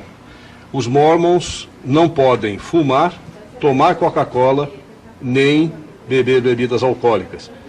Então, os restaurantes lá, quando o dono, o proprietário é Mormon, ele tem uma placa na porta dizendo "This establishment is Mormon managed". As pessoas já sabem, aqui não tem Coca-Cola, não tem bebida alcoólica, eu não posso fumar. Entra quem quer. Mormon mora mais tarde do que os outros, ou mora da mesma idade? É a mesma coisa. Não tenho a menor ideia.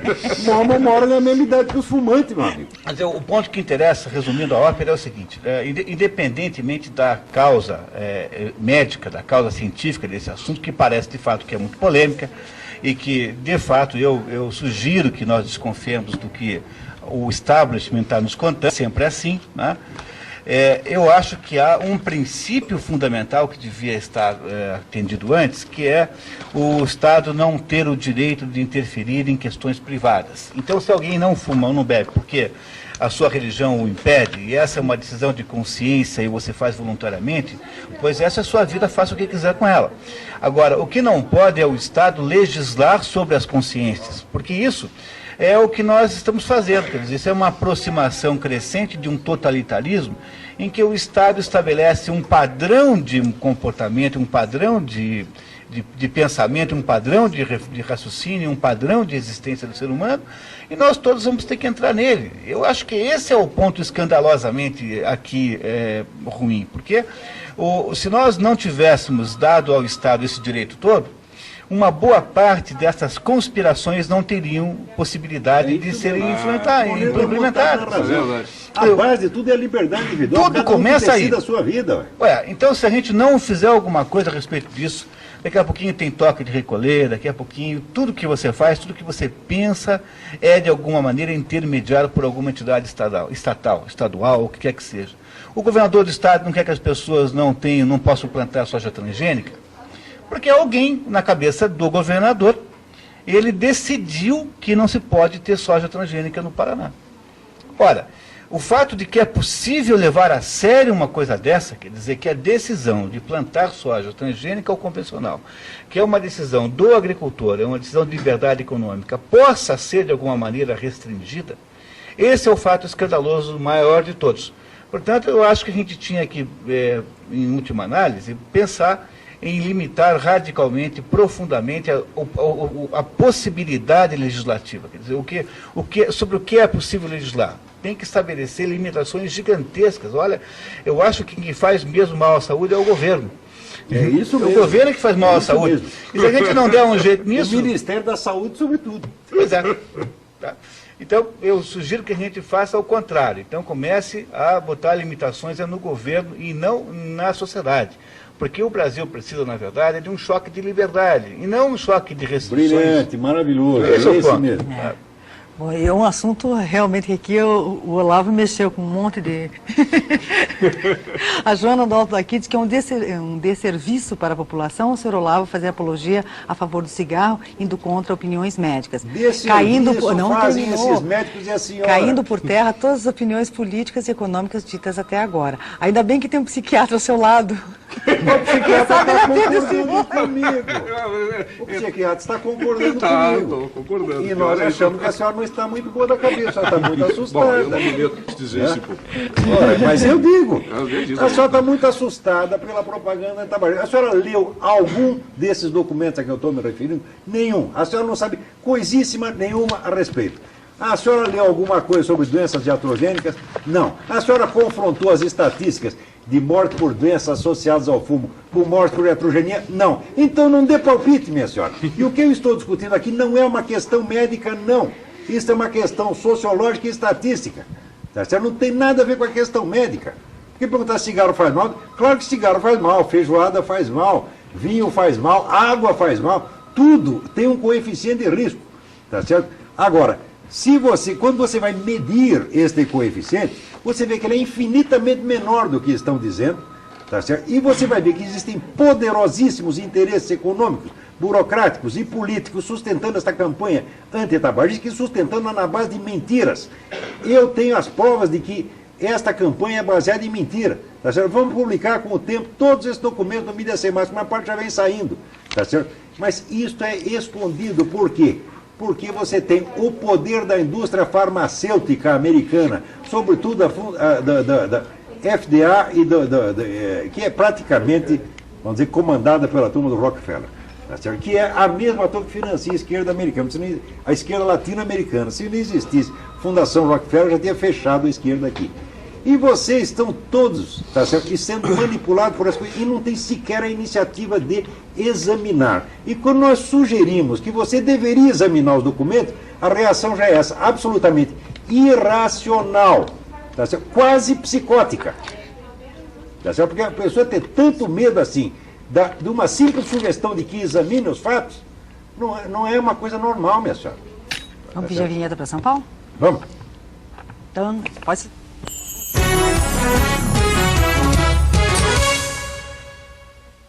E continua. Então, continuamos aqui com o pessoal de Curitiba. É? Vamos continuar, né? Olha só. Olha, o Fernando Capão Raso, são pessoas que estão participando aqui, são aqui de Curitiba mesmo, do Capão Raso. Ele diz o seguinte, ele pergunta: a sociedade não deve tomar conta da organização e distribuição das drogas para a própria segurança do usuário e da população? Pois hoje os usuários são tratados como a escória da sociedade. E vai piorar se o governo tomar conta. Vai piorar. Vai piorar e muito, porque o que está se instalando no Brasil já foi aprovado pelo governo, é um sistema que nós, não só da Dragwatch, mas também eu também queria sugerir para quem quiser ler alguma coisa a mais, até em português, o site www.braha.net. Esse tem alguns artigos até meus sobre droga lá também, além do Mídia Sem Máscara, também sai nos dois, tudo que é sobre droga sai nos dois, e tem N documentações a respeito das drogas. Este que está tentando colocar aqui no Brasil é o sistema de redução de danos. O sistema de redução de danos o programa de redução de danos é um programa que já falhou em todos os lugares em que foi estabelecido. E este sim corre o risco, porque eles querem limitar os lugares em que as pessoas podem usar drogas. Lá, estes drogados vão receber até seringas para se injetarem uns nos outros, para defender da AIDS, vejam bem, defender da AIDS e defender da hepatite C, que os drogados usam a mesma seringa e a coisa vai ampliando. No entanto, para quem conhece a turma que se pica, sabe que eles não dão a mínima bola para isso. Se faltar seringa, ele usa a mesma. E como nós estamos no Brasil, é agora que é a piada do inferno. O inferno brasileiro era o pior do mundo, mas num dia faltava, não vou falar os nomes das palavras, mas vai acontecer nesses lugares.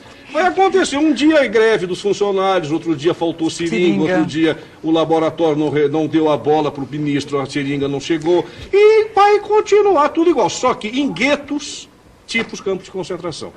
E o tipo de gente que eles estão contratando para cuidar desses lugares são ex-drogados.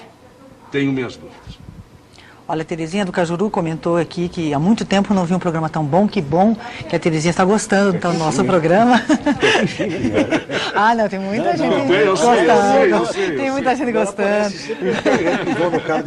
Mas é claro, né? Olha, o Roberto Bianchi, ele diz que nos Estados Unidos as empresas de tabaco perderam nos tribunais indenizações de bilhões de dólares. Como isso é explicado? É uma indústria da picaretagem, tá certo?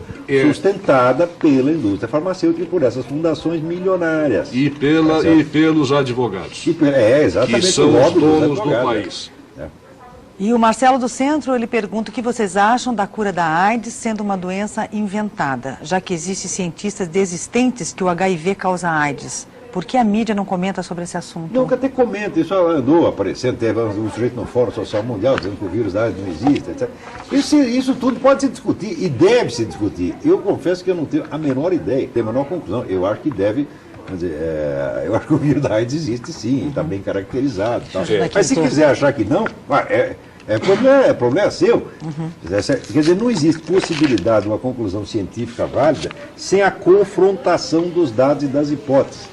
Acontece que em todos esses casos, essas campanhas como, por exemplo, desarmamento, antitabagismo, liberação das drogas, a confrontação dos dados fica proibida. Quer dizer, você só pode apresentar os dados em favor de uma hipótese. E se você mostra um dado em favor da outra hipótese, você é um criminoso. E como diz esta senhora palpiteira, está prestando um desserviço. Bom, mas deixa eu falar uma coisa aqui. Agora eu vou até defender uma parte da classe médica que realmente funciona. A pessoa que fez essa pergunta, eu não... fale com um infectologista sério, fale com um plantonista de hospital público sério, que trabalhe na área que hoje se chama DIP, doenças infecto-parasitárias. No meu tempo era doenças tropicais. Qualquer enfermaria de DIP hoje em dia só dá AIDS. Só dá AIDS e um pouco de outras coisas. E não existe, eu tenho muitas dúvidas dessas teorias de que a AIDS é inventada. Eu vi muito aidético.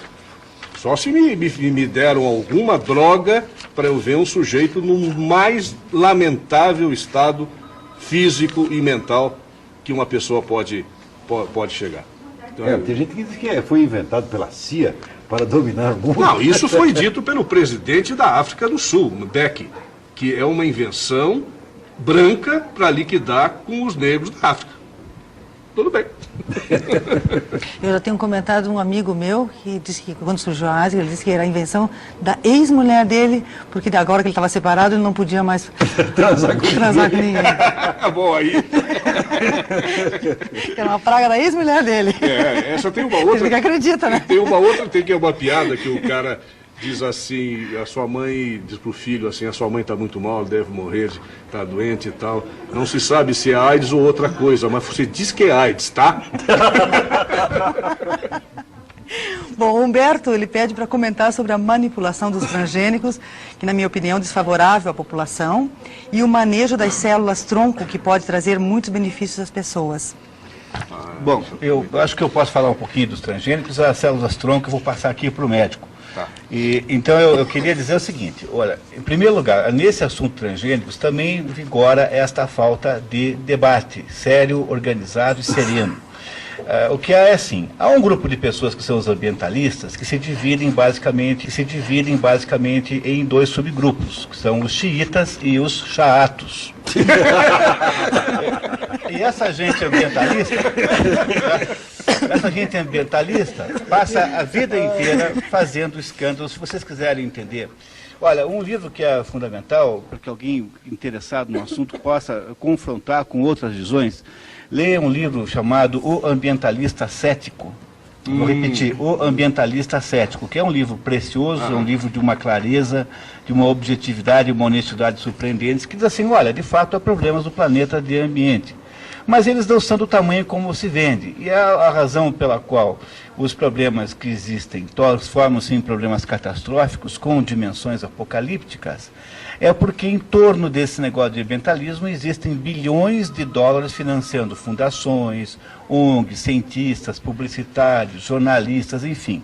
Gente que passou a viver deste assunto como um meio de ganhar a vida mesmo. Então essa gente faz o máximo possível para criar a pior de todas as catástrofes em torno de assuntos que algumas vezes são graves, são importantes, mas não podem ser vistos assim, desse modo, nem diria religioso, seria uma ofensa às religiões, mas desse modo mítico, quase infantil do modo como é visto. Então, veja só no caso dos transgênicos. Os transgênicos são uma modalidade de melhoramento das plantas e de animais também. Olha, nós fazemos isso desde que o mundo é mundo. Todas as raças de cachorro que você possa conceber, todas as raças de animais e uma enorme quantidade de plantas são produzidos artificialmente pelo homem. A diferença é que até agora você fazia isso por hibridações ou cruzas. Você pega lá um cachorro X com Y e vai fazendo misturas com diversas raças até ter um tipo de cachorro que você gostaria que existisse, um cachorro com uma determinada finalidade. Todos os cães de raça são assim.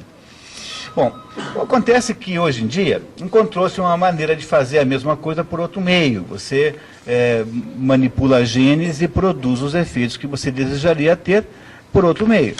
Isso pode significar algum problema para a saúde? Pode. Em teoria, sim. Há alguma comprovação disso? Absolutamente nenhuma. Então, quando você vai debater esse assunto, você tem que perguntar assim, as organizações sérias dedicadas a esse assunto, o que é que acham? Então, você pega nos Estados Unidos, por exemplo, eles têm uma entidade lá governamental, uma agência, chamada FDA. E esse FDA é a agência que diz o que é que se alguém pode ou não vender um remédio, se pode ou não comer um determinado produto. E eles certamente sabem mais desse assunto do que a ministra Marina Silva.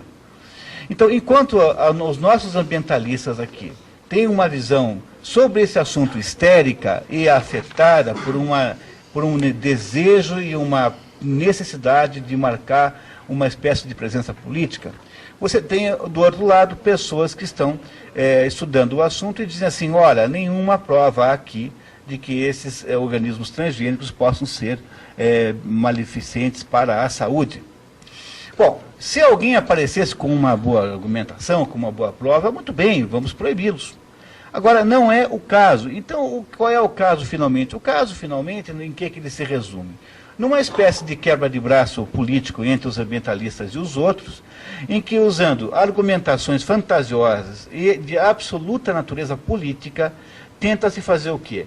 Fazer uma restrição ao desenvolvimento no Brasil de, por exemplo, plantas transgênicas, o que terá como resultado final a destruição do poder da inteligência brasileira competir nos assuntos chamados assuntos de melhoramento genético no mundo.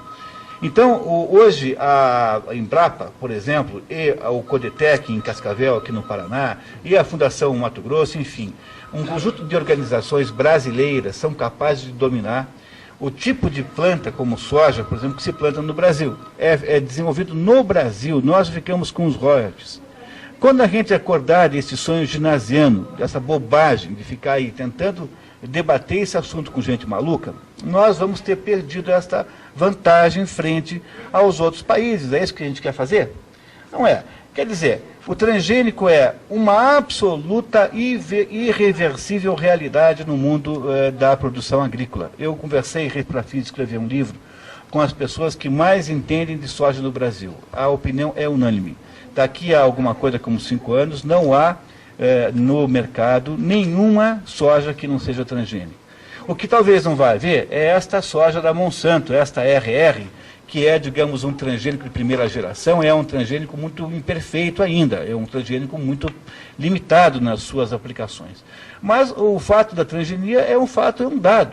E se aparecer um bom argumento, contanto que apresentem argumentos verdadeiramente, pode-se estudar a reconsideração disso. Enquanto não for assim, trata-se de perda de tempo absolutamente. Quer dizer, o que se tem aí, na verdade, é um movimento político ambientalista querendo não perder o poder de atrapalhar. Eu não sei se são os xiitas ou são os xaatos, talvez seja uma coalizão de ambos. Mas é fundamentalmente isso que interessa entender no assunto transgênico agora. Agora, discutir o assunto cientificamente é necessário, mas não é isso que a gente está vendo aí. E agora o doutor Heitor vai falar das células tronco, né? Eu não vou falar muito não, porque eu não sou especialista, eu não vou falar de coisas que eu não entendo bem. Mas o que eu tenho lido em função de outro tipo de interesse, que não é de realmente me dedicar à pesquisa com células tronco, que não, já tenho a minha especialidade definida e não estou em idade de trocar. Deve ser apaixonante o trabalho genético. Mas o que eu tenho lido em função de outros interesses sociais, etc., é que as células tronco adultas são muito melhores e muito mais certas de dar condições as células adultas tiradas da medula óssea de seres já nascidos, sem matar ninguém. Então, eu não sei, não posso afirmar isso, estou me louvando de leituras que eu tenho feito de especialistas no assunto. Eu não posso afirmar nada. Muito bem, então muitas dessas questões, o pessoal pensa que é uma questão médica. Digo, não, nem sempre é. Quer dizer, todos esses problemas, como tabagismo, negócio das células tronco, a coisa da ecologia também, quer dizer, tudo isso, além do problema substancial, quer dizer, da matéria que está sendo discutida, existe o problema dos métodos usados. Quer dizer, uma questão dessas pode ser uma questão médica, por exemplo, como essa do tabagismo, pode ser enfocada de maneira totalmente independente de conhecimentos médicos, porque você depende de conhecimentos de outra natureza, que é, por exemplo, a teoria da argumentação e da prova, que é uma questão de pura, vamos dizer, lógica, que não é uma especialidade médica. Quer dizer, um sujeito com uma excelente formação médica, ele pode não ter a menor ideia da teoria da argumentação e da prova. Então, aquilo que ele acha que prova, isso não prova coisíssima nenhuma. Olha, meu amigo, eu não estou entrando nesse assunto, não estou dando palpite em medicina, não, mas teoria da argumentação e da prova, eu sou um especialista na coisa. Tá certo? E examinando sob este aspecto, né, coisas como a campanha antitabagista, o ecologismo, etc., etc., você vê que aquilo é uma montanha de empulhações. E pergunto eu, o senhor tem um diploma de medicina, mas que autoridade isso lhe dá, tá certo, neste ponto? Que autoridade isso lhe dá em ciência lógica? Que autoridade isso lhe dá na argumentação dialética e na teoria da prova? Nenhuma, tá certo? Mas no Brasil, brasileiro é caipira, então médico, engenheiro e advogado para ele é o supra-sumo, são as 3 modalidades de conhecimento que existem. Não existe nada fora, então é doutor. Olha, depois nós vamos voltar a falar sobre a nova ordem mundial, mas um assunto que volta e meia aparece aqui no programa é a respeito dos protocolos do Sábios do Sião, né?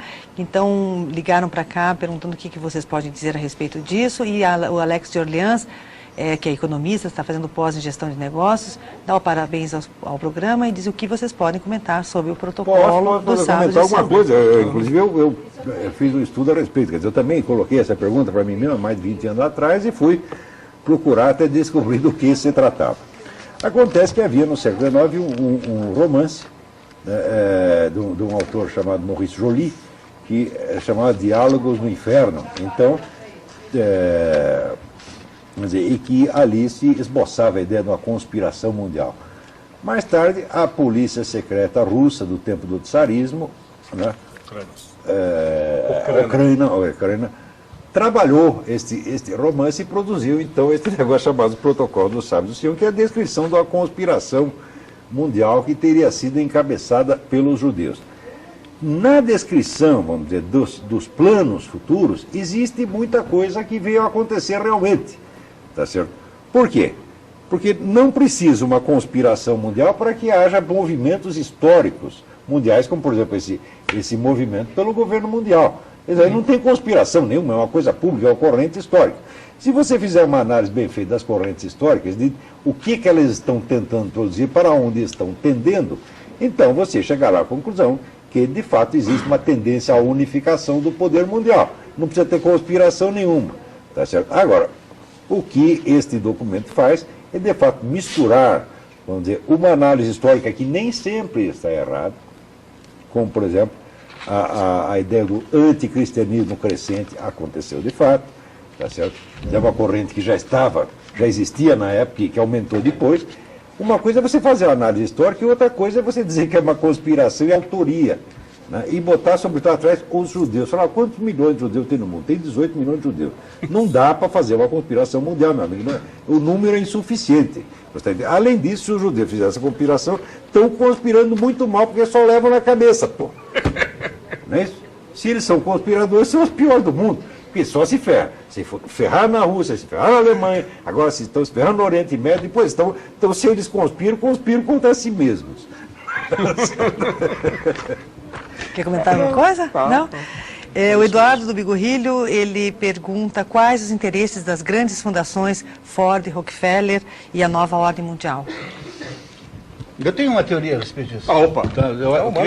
Eu acho que as fundações que têm origem no capital, grande capital empresarial americano, elas apoiam ações ligadas à nova ordem mundial. Por exemplo, quando você vai apresentar um projeto para uma fundação dessas, esse projeto só passa se tiver uma conotação de politicamente correto. Nenhum projeto que não tenha uma visão de atender alguma minoria, ou pretensa minoria, será aceito. E isso, embora possa parecer paradoxal, e é por isso que o nosso telespectador fez essa pergunta, porque ele, de fato, não entende como é que pode o dinheiro do capitalismo estar operando para isso. A minha teoria pessoal é que essa gente pensa que está dando golpe na esquerda. Quer dizer, os grandes capitalistas americanos acham que dando dinheiro para a esquerda, brincar de fazer revolução, né, por meio dessas fundações, eles param de incomodá-los e deixam que eles continuem a ser quem são e do jeito que são. Eu não consigo ver outro modo de explicar isso. Mas é a teoria do Rauschning, quer dizer, são interesses heterogêneos, quer dizer, que participam num grande esquema de transformação histórica, que chama Revolução pelo Alto, cada um tentando ferrar com o outro, manipular o outro. Mas eu sei o seguinte, nós aqui não vamos ganhar nada com isso. A população sai sempre prejudicada. Quer dizer, essas grandes fundações e o movimento comunista internacional e o pessoal, vamos dizer, radical islâmico, tá? É claro que eles se odeiam entre si, mas eles estão juntos nesta brincadeira para destruir a civilização do Ocidente, o cristianismo e o judaísmo. Isso não é brincadeira, que são, vamos dizer, os valores que fundaram tudo o que nós somos, nossa concepção da pessoa humana, nossa concepção da liberdade, nossa concepção, vamos dizer, quase da sacralidade vamos dizer, da vida íntima humana, da opinião pessoal. Tudo isto é um legado judaico-cristão que não existe em outras civilizações. Na China, por exemplo, não existe a ideia de que o indivíduo vale alguma coisa por si. O que vale é o grupo, o que vale é a família, o que vale é o Estado. Tá certo? E o senhor, por exemplo, que exerce o seu direito de ter uma opinião, o senhor pensa que esse direito surgiu do nada? Não, isso requer condições históricas civilizacionais justamente criadas pelos profetas do Antigo Testamento e pelo cristianismo. E se tirar essas condições, esta liberdade de opinião vai para o brejo, como ela não existe na China, tá certo? E como não existe em quase todo o mundo islâmico. Tá certo? Então, esse pessoal, vamos dizer, é claro que eles se odeiam entre si, mas eles estão juntos contra nós. Quer comentar? Só complementando, não vou dizer nada diferente, nem contra, acho. Eu acho que existe uma outra razão também. Esse pessoal, essas grandes corporações, elas são todas fundações. Nos Estados Unidos há o hábito dos grandes multimilionários, multibilionários, fazerem fundações. Eu tenho uma certa impressão que esse pessoal enriquece muito, isso é uma opinião pessoal, enriquece muito e aí não tem mais nada para querer com dinheiro. O que eles querem? Poder. Poder político. Poder político. Porque falta, não adianta mais nada, o sujeito quer comprar um iate de 60 metros, daqui a pouco ele acha muito ruim, compra um de 120, aí ele compra um avião, aí não... Bom, o que eu vou fazer na minha vida? Poder político. Também não é só isso, Heitor. Aí tem a minha teoria do metacapitalista. Metacapitalismo. Quer dizer, o indivíduo, o grupo que enriqueceu com a economia de mercado, tá certo? E chegou no ápice. Quando ele chega lá, ele começa a ficar com medo daquela mesma liberdade de mercado que o criou. Porque até ali a liberdade de mercado está a favor dele, mas e se virar tudo? Ele não quer. Então ele começa a não aceitar mais a regra do mercado. Então ele quer criar um novo tipo de poder que garanta não somente a ele, mas aos seus descendentes. Então ele transforma um poder capitalista, que é dependente da liberdade de mercado, ele transforma num poder dinástico, que se afirma através da legislação e do Estado. Isso é o que eu chamo do metacapitalista. Quer dizer, o indivíduo que se elevou pela liberdade de mercado e em seguida a estrangula. E olha, mais uma para o Munir aqui, sobre os transgênicos. O Rafael pergunta o que está por trás da discussão dos transgênicos é uma política liberal? Não, olha, Rafael, é assim, um liberal vê esse assunto da seguinte maneira. O agricultor pode, quando o agricultor decide que soja vai plantar, ou qualquer cereal, ou soja, ou qualquer outra coisa, ele deve tomar a decisão conforme as suas próprias condições, as suas próprias razões e valores. Então, o que um liberal diz para você é o seguinte: o agricultor tome a decisão que quiser sobre que soja plantar. A mesma liberdade funciona para o consumidor de soja. Então, se existe um conjunto de consumidores que faz questão de ter soja convencional, eles irão encontrar quem a produza. Seja qual for o caso, isto não é assunto para o governo se meter.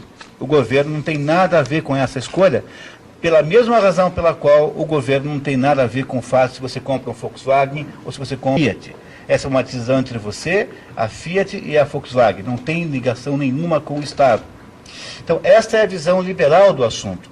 Então, vamos imaginar que, de fato, existam lá na Europa consumidores que vão preferir a soja convencional. Ora, se eles toparem pagar mais, porque saiba você que a soja transgênica não se planta por nenhuma outra razão que não seja pela questão do custo. Então, na hora em que a soja convencional custar o dobro da soja transgênica, como vai acontecer seguramente, aí não vai mais ter consumidor. Os consumidores da soja convencional se restringirão a um pequeno grupo de exóticos, aquele pessoal que faz compras ali na Alameda Cabral, que tem lá uma lojinha de assuntos macrobióticos. Pronto. Agora, o problema central é que o que está acontecendo agora não é simplesmente a aplicação dessa regra liberal. O que acontece é o seguinte: os ambientalistas precisam de poder político. Como é que eles obtêm poder político? Eles obtêm poder político quando eles estabelecem uma intermediação obrigatória, que é a deles, sobre todos os assuntos que envolvam a natureza, que é quase tudo. Então, o ambientalista fica poderoso politicamente quando ele tem que dar a última palavra naquilo que você planta, naquilo que você cria, naquilo que você come, no que você fuma, o modo como você maneja o esgoto da sua casa, se você usa água assim ou assado. Ou seja, os ambientalistas descobriram que o modo pelo qual eles obtêm um poder extraordinário e fenomenal é criando uma espécie de polícia que vai controlar a sua existência, as suas relações com a natureza. Pois é esta tendência, esse desejo de ser a polícia da natureza, que faz com que exista essa polêmica como está aí. Por quê? Porque é uma polêmica racional, porque o lado ambientalista não tem a menor prova, não há a menor ideia de que possa fazer mal à saúde. Os Estados Unidos produzem um volume de transgênicos de soja, por exemplo, que é igual a toda a produção brasileira de soja. Alguma coisa como 50 milhões de toneladas por ano. Então, a visão liberal é que esse assunto não deveria ser alvo da interferência governamental. E por que é que tornou-se um debate de natureza político-ideológico? Por quê? Porque para o mundo ambientalista, deixar de controlar isso no Brasil é uma derrota extraordinária, porque isso mina os planos de poder ambientalista, que é um dos, me permita dizer, um dos pilares da nova ordem mundial.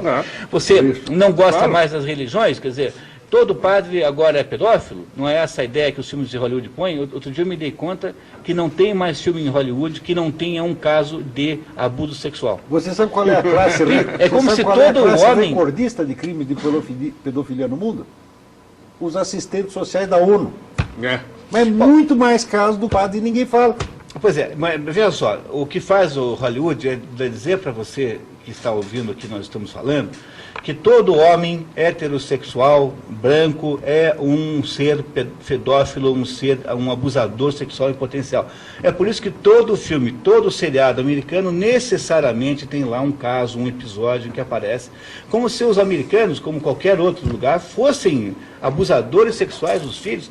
A mesma coisa, quer dizer, para que a nova ordem mundial possa prevalecer, ela precisa destruir a noção de religiosidade tradicional que existe. Então, como é que ela faz isso?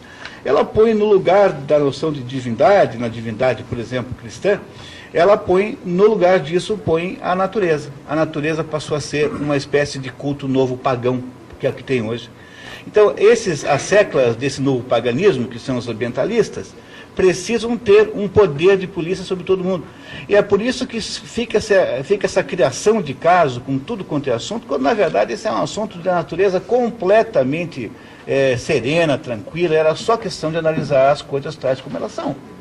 Agora, ela está inserida numa luta pelo poder que está presidindo a nova ordem mundial. Quer dizer, as pessoas que estão coordenando essa nova maneira de ser, que é uma maneira de ser totalitária, precisam dar ao ambientalista um poder de polícia sobre todo mundo. É por isso que há esta pressão gigantesca sobre os transgênicos. No entanto, os transgênicos vencerão, porque é muito difícil de segurar isso muito tempo. Não tem a menor dúvida disso, e eles resolverão os problemas que hoje se atribui à agricultura convencional. Quer dizer, os transgênicos já virão com programações genéticas para que a planta, por exemplo, não precise de nenhum herbicida, nenhum fungicida, nenhuma espécie de inseticida e assim por diante. O mundo vai ficar ambientalmente melhor com os transgênicos e não menos, por incrível que pareça. Vitor? Posso dizer alguma coisa? Fica à vontade, o programa é seu. Tem uma pergunta que eu quero fazer para você. Ah, é? É. A pergunta está programada de fazer e nós esquecemos, que é: existe algum partido político brasileiro que esteja fora deste esquema globalista da ONU e no qual, portanto, nós possamos confiar para defender verdadeiramente, não da boca para fora, a nossa soberania? Eu não vejo. Não vejo nenhum. Não vejo nenhum, inclusive, hoje em dia, nenhum partido político é capaz de dizer essas coisas que nós estamos dizendo aqui. Nós todos. Nenhum partido político é capaz de falar mal da ONU. Por quê? O brasileiro não sabe dos malefícios da ONU, mas sabe de pseudo-benefícios. Então, o que acontece? A ONU é intocável. O partido que for contra a ONU ou a globalização política, esse partido está frito. Ele não vai ter ninguém votando nele.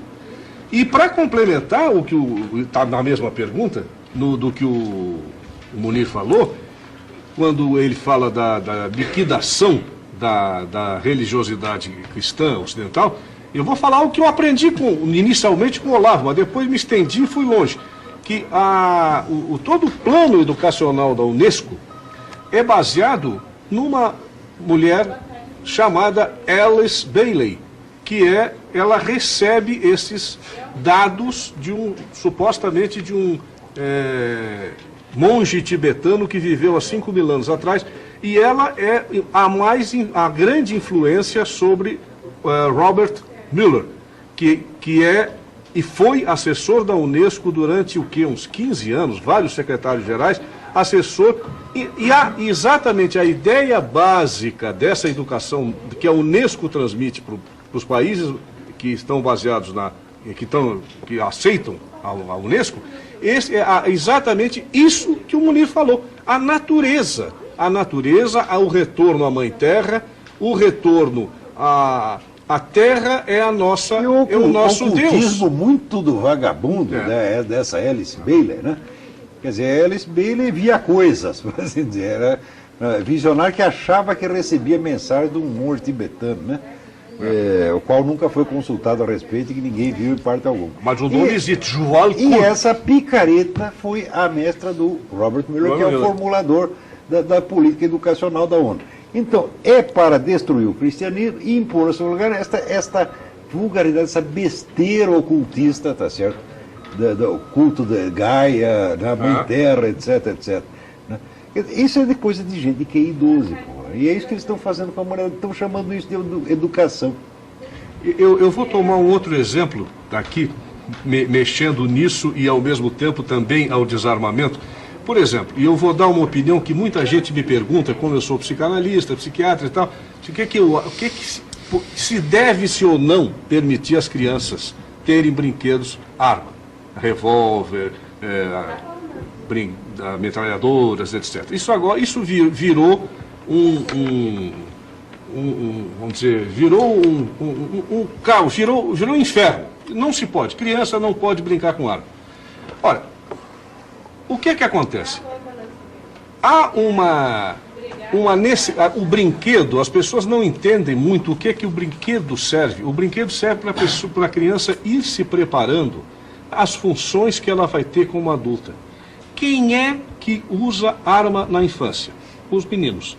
As meninas pegam boneca, as meninas fazem chazinho para as bonecas e os meninos pegam as suas armas e vão brigar de cowboy.